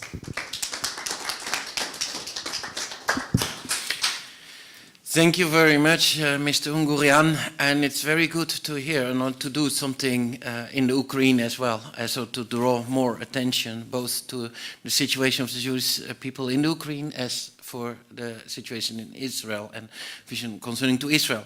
I understood that the Member of Parliament from Wales, Darren Millen, is online via Zoom, so I would like to ask the technician actually. Yes, if he's there. So I will ask Mr. Miller you have the floor. He is the chair of the caucus of the Israel Allies Foundation in Wales. Greetings to you all from North Wales. I'm so sorry I can't be there in Brussels to be able to join you in person, but I've been extremely impressed with what I've heard today, and I think it's a really important opportunity to reflect for all policymakers in parliaments across the whole of Europe, not just in the EU, but over here in Britain as well.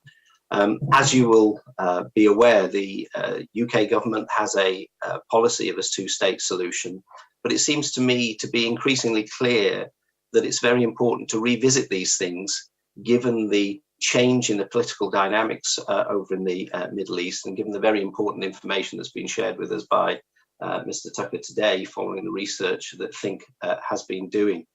So I just want to encourage those of you who are members of IAF or other organizations in the room today to make sure that you share this very important research with as many other people as you possibly can. Because without being able to reflect the realities that currently prevail, without being able to ensure that people take stock of the shifting sands, if you like, in terms of alliances in the Middle East, in terms of these many changes which have happened with the Abraham Accords and other regional tensions and issues, I think it will be impossible to make progress in terms of securing peace between Israel and their Palestinian neighbors. So I very much regret that I can't be with you. As I said, I hope to be able to join you at future events. And as the last speaker has also said, I also look forward to being able to get back to Jerusalem to speak to people on the ground, myself, including folk in the Knesset, to explore how I can be a peacemaker, both here in the UK and overseas. So God bless you all, and happy Hanukkah. Thank you. Thank you very much, Mr. Miller. If I then see Mr. Tucker, then there were kind of two questions that I asked. We see that there is like a lot of what I talked about the research, but when will it actually be finished, or when do you think it will be published? And yes, and the second question is, can you give a very short reaction on the contributions that you heard? Thank you. We are hoping and planning to release it in January. And what we want to do is to release it actually as much as possible in cooperation with other organizations. It's not much point releasing a report and it's sitting on the bookshelves. The whole point of this report is to stimulate a discussion and get a dialogue going. So I'm actually very thankful for today and the opportunity we've had, and I hope it really will start to kick off. Again, as I say, the tricky thing about international law is its complexity, and you run the risk of sort of over making the issues too complex, or you make them too simplistic. I think the key is about balance. The key is about restoring a sense of historical accuracy, and it's not about so much about rights as about responsibilities, I think. Law has become very much a kind of terminology about rights. I think that's problematic. In fact, any of you who are interested, we're running an online series of webinars at the moment with LNet. We're doing the 5th of a series, and next week we will be looking at this issue. What is the way forward? And one of the things we'll be talking about, the whole human rights paradigm, which is, I think, deeply problematic. Human rights are important, but they're not the pathway to peace. At least they're not sufficient to lead to peace. Of course, human rights are important, but it's not enough. We need to bring a balance back, and I think that balance has got something to do with the responsibility of every actor in the region to respect the other and to cooperate. That's why we call Think, the Initiative for International Cooperation, because we think that's the missing link in international law at the moment. If you read the UN Charter, it's actually embedded on 2 pillars. One is human rights, self-determination and so forth.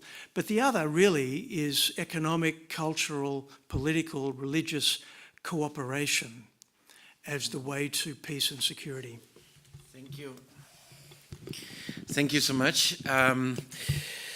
We are happy to have here also with us the former president of the ECPM, Branislav Skripek, in the room, and he would like to say something, also short reflection on what you heard. As he was a member of the European Parliament, their speeches are normally 1 minute, so he is trained to keep that. And I got prepared. Dear colleagues and distinguished guests, as a member of Israel Parliament in the last mandate, I had to deal with this question of two-state solution many times. And 3 years ago, there was a conference organized. ECPM, great help doing that. I had a privilege to be a president and it was entitled Coexistence in Judea and Samaria. And I was happy to have the presence of the mayor, Yossi Dagan, of the whole region of Judea and Samaria. And that was a really good conference, I would say. But also, following that, I had a privilege to visit the region and to see it by my own eyes, that there are Arab and Jewish business people who came to share their experiences and doing business, and Jewish people employing a lot of Arabic and Palestinian people there. And I really could see a successful project which brought a lot of peace. Not arguments and fights, even though the Jewish people did experience killings and did experience a fight against this project, which I am very sorry for. But I am persuaded this should be supported, because instead of some decisions of EU, which tries to make divisive policies that undermine cooperation, and ironically, it undermines peace at the region. But the people on itself, they made the way how to cooperate. And I think this should be supported. All of us know all that BDS problem, all these labeling products, which simply stopped or is stopping the good business, and Palestinian people losing their jobs. I'm sorry for that, And I have to say that the EU constantly threatens to push back on this cooperation and punish the state of Israel for jobs created and the opportunities given to Palestinians. Just recently, Belgium has announced to create a list of companies that deal with Judea and Samaria in an effort to shame and intimidate. Why? My question. I don't think this is the right way for peace, so it's counterproductive and only strengthens extremists again. I think Israel has proven to have an interest time and again in strengthening Palestinians and give them opportunities. But I do agree that a two-state solution now, as I noticed in Israeli policies, is not a very active political project because there is not the other part. My contribution. Thank you very much. Online via Zoom, we also have a contact with Karol Sedlacek. Karol Sedlacek is the director of the Israeli caucus in the Czech parliament, and Czechia is very active both in their activities concerning to Israel, but also within the IAF. They are very active. For example, they got this idea to have a conference on the International Criminal Court issues, and we had an online meeting with many parliamentarians on this issue. Karol, you have the floor to give a short reflection on what you have heard today. Thank you very much. I do hope you can hear me. Can you somehow confirm that I am hearable and visible? Yes. Okay, thank you. I would like to inform you about 3 activities which we are doing now in the Czech Republic on the field of diplomacy, faith-based diplomacy, and public diplomacy, so to say. And one of the things is the question of the last May, and we did something which probably is not that common. Both parliaments, Czech and Slovaks, representatives of the group of friends with Israel, having the Zoom meeting, and on the day of celebration of Day of Jerusalem, which is not so common to do that in the parliament. We have very good conference accompanied also with the mayor of Jerusalem and both ambassadors in Czech and Slovak republics from Israel. And I just would like to stress this, that even for this celebration, which is not that much common to celebrate it in Europe, it can be done. And if you wish further information, I'm gladly available. We would like to repeat it the next year too, and Day of Jerusalem, which is supposed to be the 29th of May. And this is one of the activity, but I would also like to speak about 2 which are, let's say, initiative from Prague, but I would say it can be the good inspiration for join the action throughout the Europe. And one of them is what has been also mentioned, I believe, is Sharon Haskell, that what happened in May when 4,600 rockets from Gaza territory, Gaza Strip, were attacking indiscriminately Israel citizens. It was somehow not that much realized by the world public, and we were thinking that it should not be somehow overcome by silence, and we issue the call to investigate Hamas war crimes. And it was intended, this call to the Czech government, by the members of both chambers of the Czech parliament. And we are happy and very grateful that 117 members, both chambers of the Czech parliament, signed this call petition to the Czech government. And it also has been presented during the visit of this delegation in beginning of November towards the Israeli Knesset. And the Speaker of the Knesset appreciated very much, and it was also published in the Israel Hayom. And we would like to see and say that it would be great if the more parliaments will join this effort, and this is asking our government to address the International Court of Justice in Hague to investigate this human rights violation and war crimes.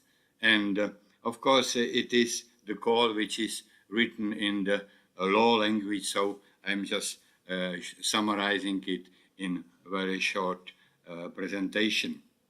But I will send it to Leo, and he can distribute it to you too.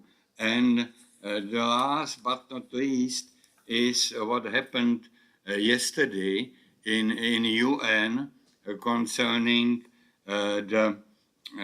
ignoring the fact that the Temple Mount should not be addressed only as Al-Haram al-Sharif, but also by the Jewish name. And this is something which we can see that it has development in United Nations negotiations, because the last year it was 138 nations which agree with this only Arabic name, and this year it was 129, so a little bit less. And I would like to say that among the European nations, and it is a report from Jerusalem today, that was Albania, Bulgaria, Denmark, Germany, Lithuania, the Netherlands, Romania, Slovakia, and Slovenia. All these countries abstain, and I am glad that Hungary and the Czech Republic oppose the resolution. Also, very strong statement from UK came. So I would like to stress and say that why not the next year that we will prepare in advance for this voting, that there will be more nations staying against this calling the Temple Mount only. Thank you so much, Mr. Sedlacek, and I think it is a very important thing that we should maybe also think as a kind of as a kind of an initiative, like how can we draw more attention also to the United Nations situation. Thank you so much, Mr. Sedlacek. My pleasure. Thank you very much. Yeah. Also, I would like to introduce a special guest here as well, is Ruth Isaac. We collaborated with actually the first conferences on Israel that we were organizing. She was very much involved, so actually at the start of this annual conference, she's now working for the European Jews Association. So I'm happy to say that you say shortly something about this. So first of all, thank you. It's an honor to be here with you. Leo is a friend, and obviously both as an organizational friend, if you like, but also a personal friend. And thank you so much for this honor. Andrew used to be my colleague for 3 years, if I'm not mistaken, so really very much an honor to be here. And Sharon, MEP Rusen, were together in Auschwitz together, so really an honor to be together with all of you. The only thing I wanted to say, because there's been so many other things said, the only thing I want to say that we as an organization, we feel that The fundamental aspect of normalization of relations is what has been overlooked.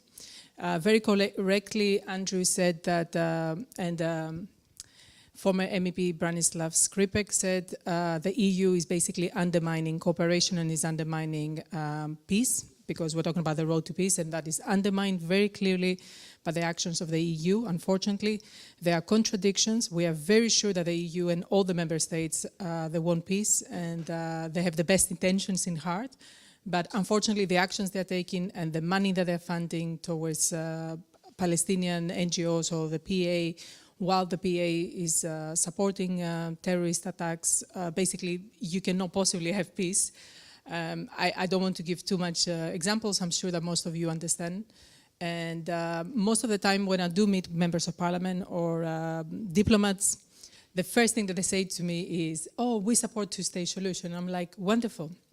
There's a three-state solution. A de facto three-state solution on the ground, it has not brought peace. It's not the number of states that will bring peace, but it's whether you condemn terrorism and you decide to no longer fight. So that was my humble contribution. Thank you. Thank you again, Ms. Ruth Isaac.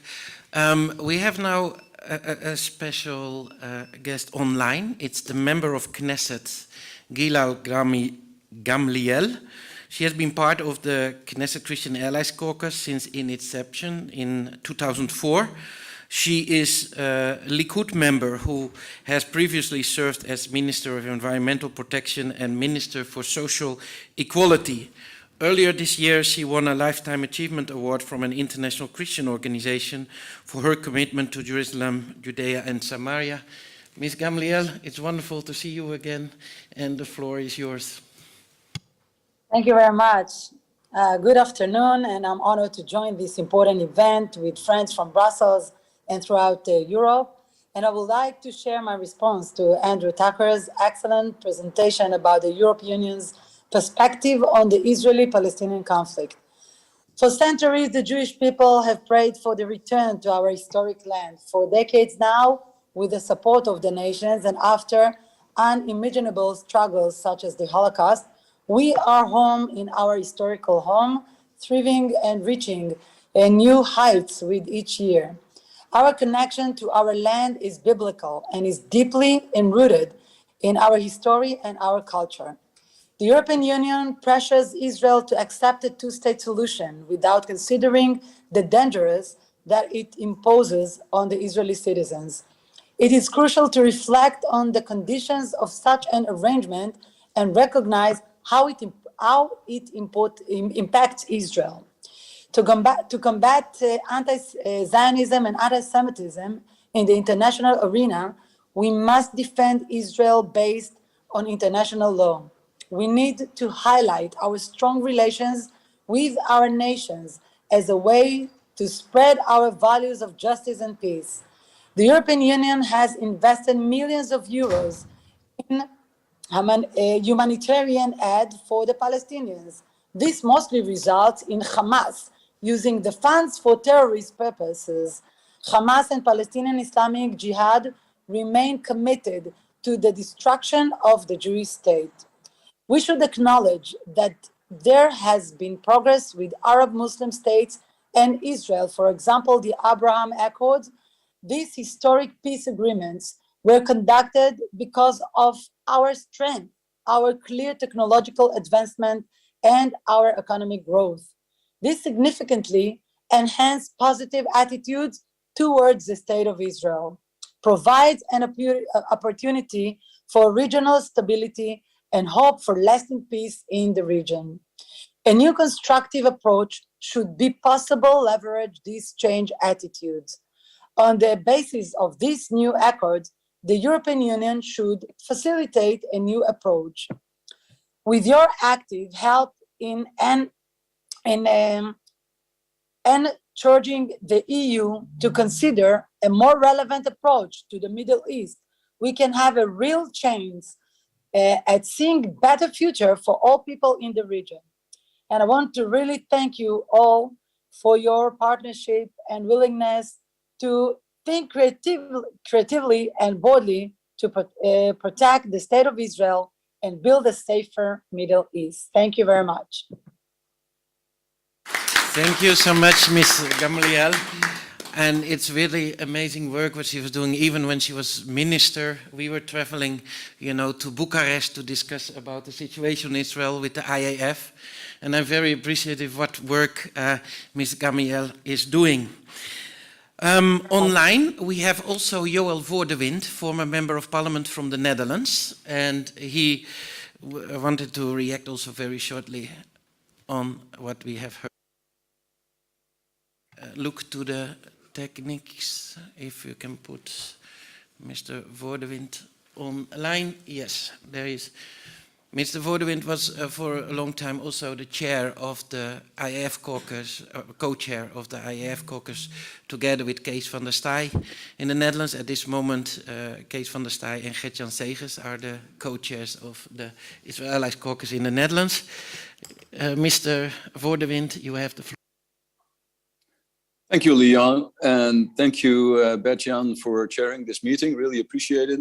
Couldn't be there physically myself, but really appreciate this meeting, and especially the part of Andrew discussing the international law. And as a member of parliament during 15 years, it was very useful for me to use the material of Andrew and others to debate, especially with the liberal parties in the Netherlands, on the legality of certain resolutions. And while they were accepting certain resolutions as international law, I could explain to them that it was not binding as they presented the resolution. So it was very useful to have this information from Andrew and others.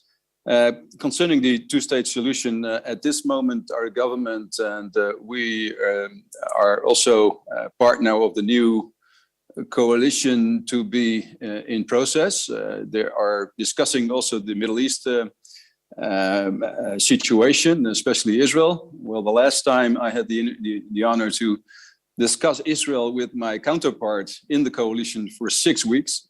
Out of that came 6 lines in the government agreement. This time they choose to limit the amount of space to 2 or 3 sentences. But anyway, the security of the borders, and I hope the two-state solution is in there. Although it sounds nice, the two-state solution, in fact, we see that the two-state solution is crumbling down. And as Mrs.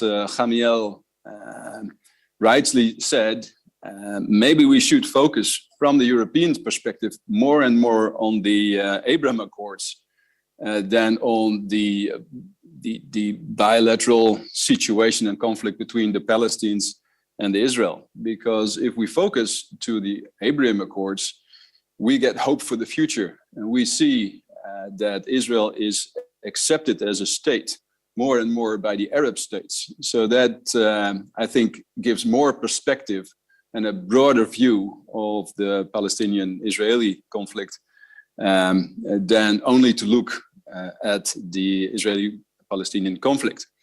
While we were able to stop the direct funds to the Palestinian Authority because of the funding of the terrorists who were convicted and who were in the prisons of Israel, it seems a good signal, and hopefully others, like the Americans, followed. But of course, it's still relative, because through other ways, they will get their funding anyway. And as mentioned before, the EU is the biggest donor to the Palestinian Authority. And still, the bonuses to the Palestinian convicted terrorists are continuing, even with the money of the EU. So I would put that forward also to you, Leo, to stress this, although also to other member states in Europe.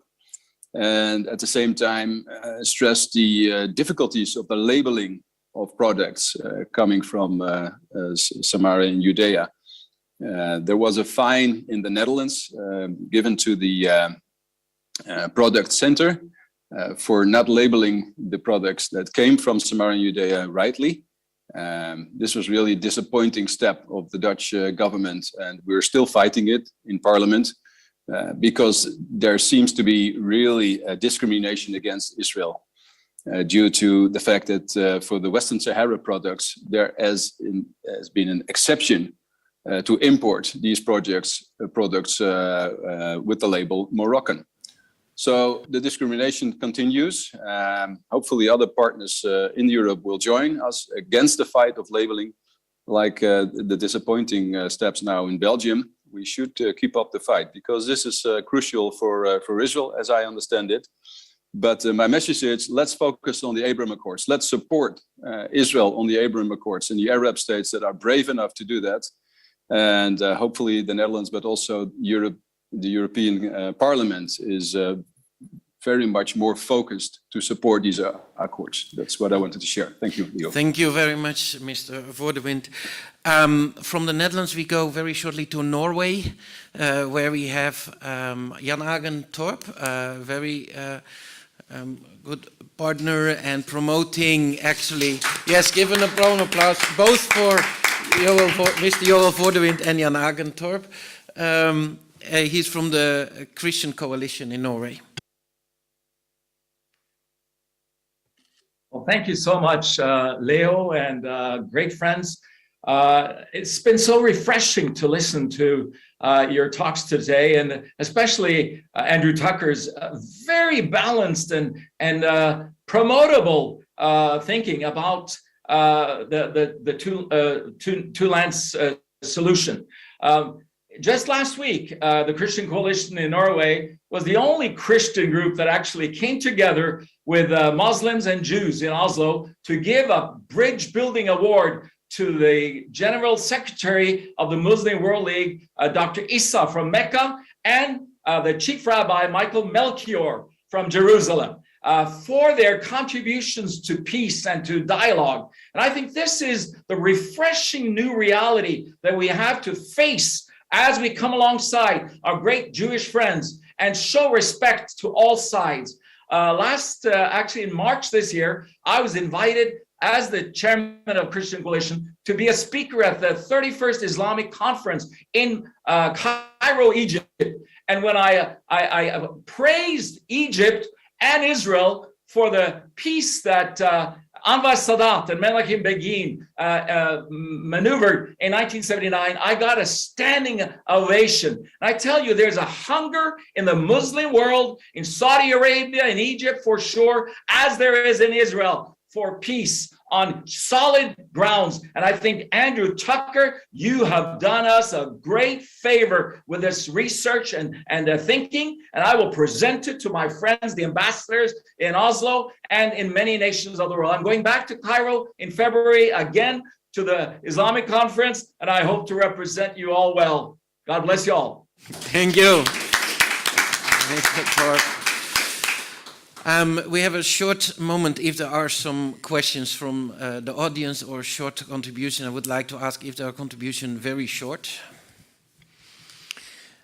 Also, I see that Mr. Jacques van der Tang is here from the Pillars of Fire also. I would like to say I did not forgot to mention in the beginning, but also very impressive of the work that he is doing in the Netherlands, and not only in the Netherlands, I think in many countries, also focusing on the Hague Declaration. Maybe if you can say very short something about this.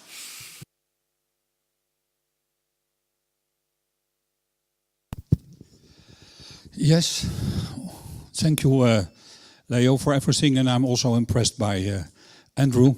We worked in 2017 together. Think and Pillar of Fire. Now we have founded another organization, International Conference for Truth, Justice and Peace.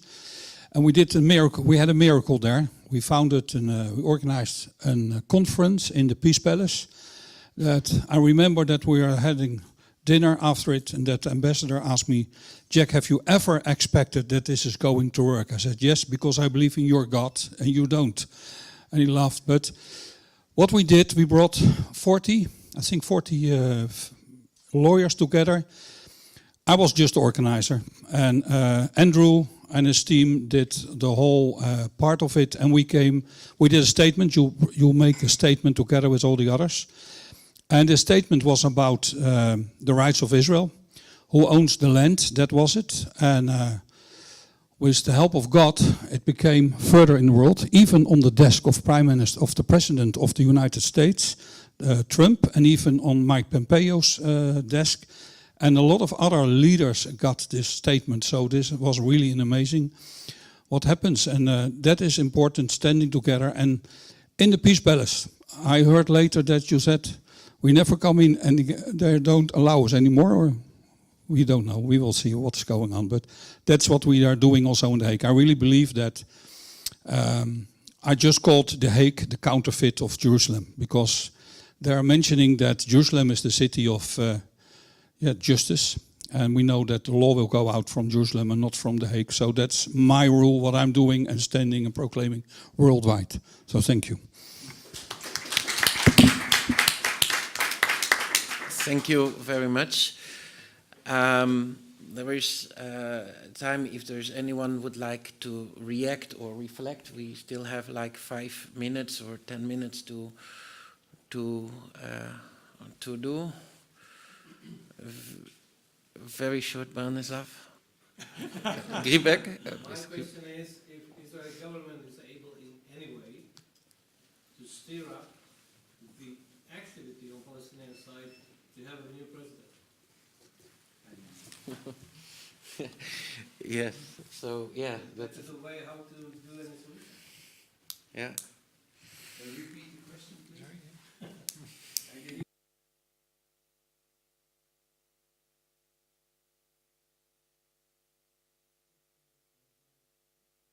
If Israeli government or any Israeli politicians or diplomacy or even activists are able to create on Palestinian side any move to create or support a new president or even elections or even functioning of the parliament, because if they are not able to do that, the problem never would be resolved.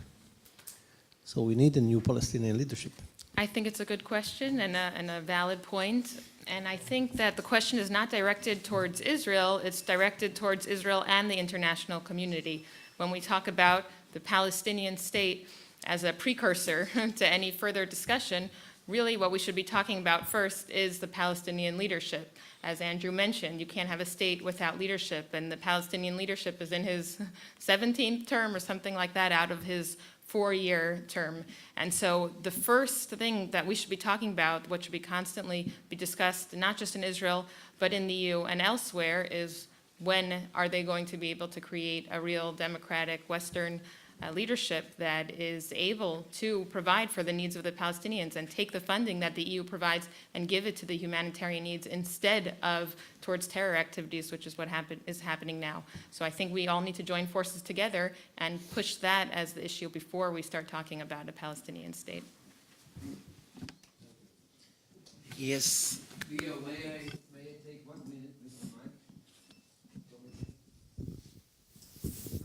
Yes, I'm Peter Hogendoorn, and I'm a colleague of Andrew and a co-founder of Think.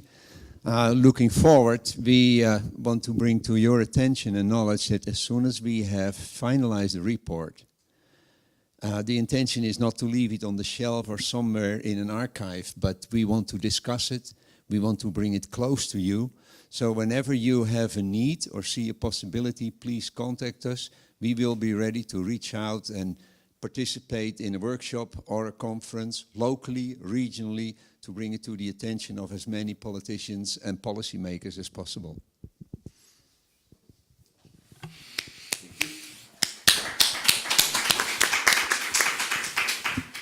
So we are coming to the end of this conference today.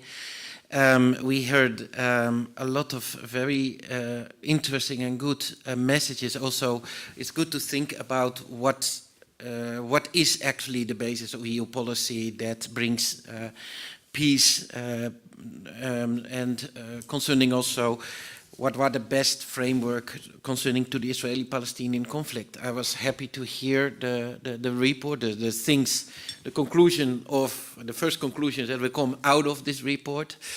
If anyone has other remarks or contributions, please feel free to send it to us.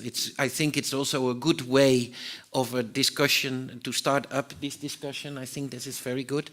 Also was very good that really some concrete proposals were given also via the Zoom different about about the labeling issues, how do we deal with this, how can we fight against this. Jerusalem Day was mentioned, the situation within the United Nations also is addressed a little bit time. So yeah, then I would like to give the floor back. One comment. Okay. Just one quick comment. Do take extra copies of these. We don't want to take them home with us. So if you find any lying around, you want to take them. I'd like to just acknowledge Professor Matthijs de Blois, who's sitting at the back, co-author of this book. If you want to have it signed, I'm sure he will sign it for you.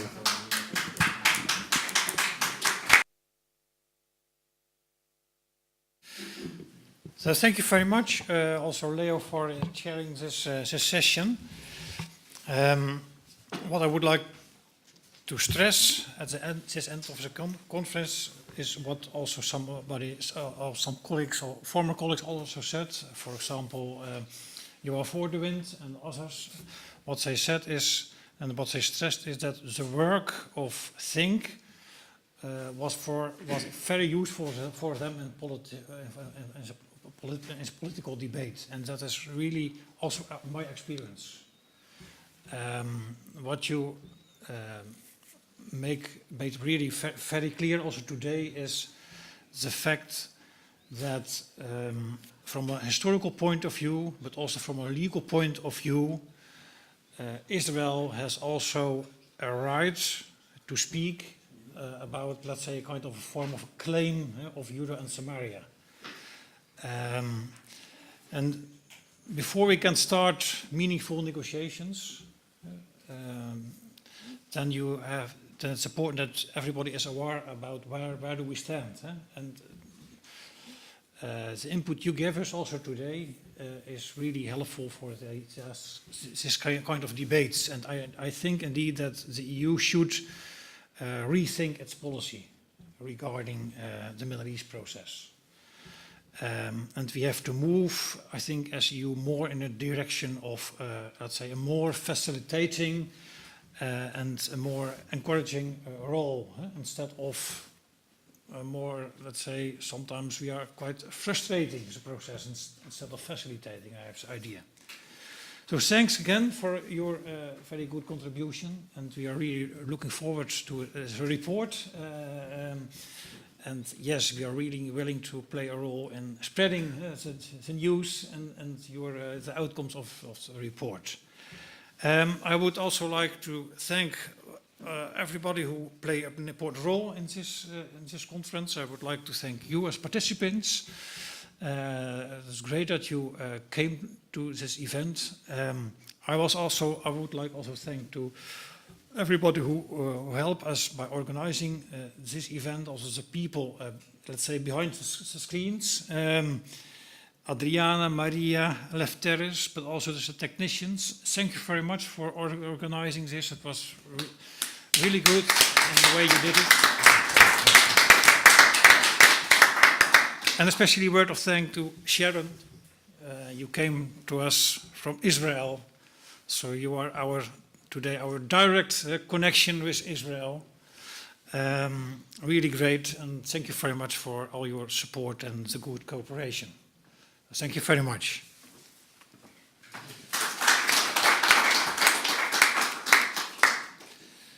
Well, my last remark is that I would like to kindly invite you to join the lunch that will be offered to you right after this meeting, just here in the other room. So thank you very much for coming, and have a good day, and let's keep in contact and work on this important issue. Thanks a lot.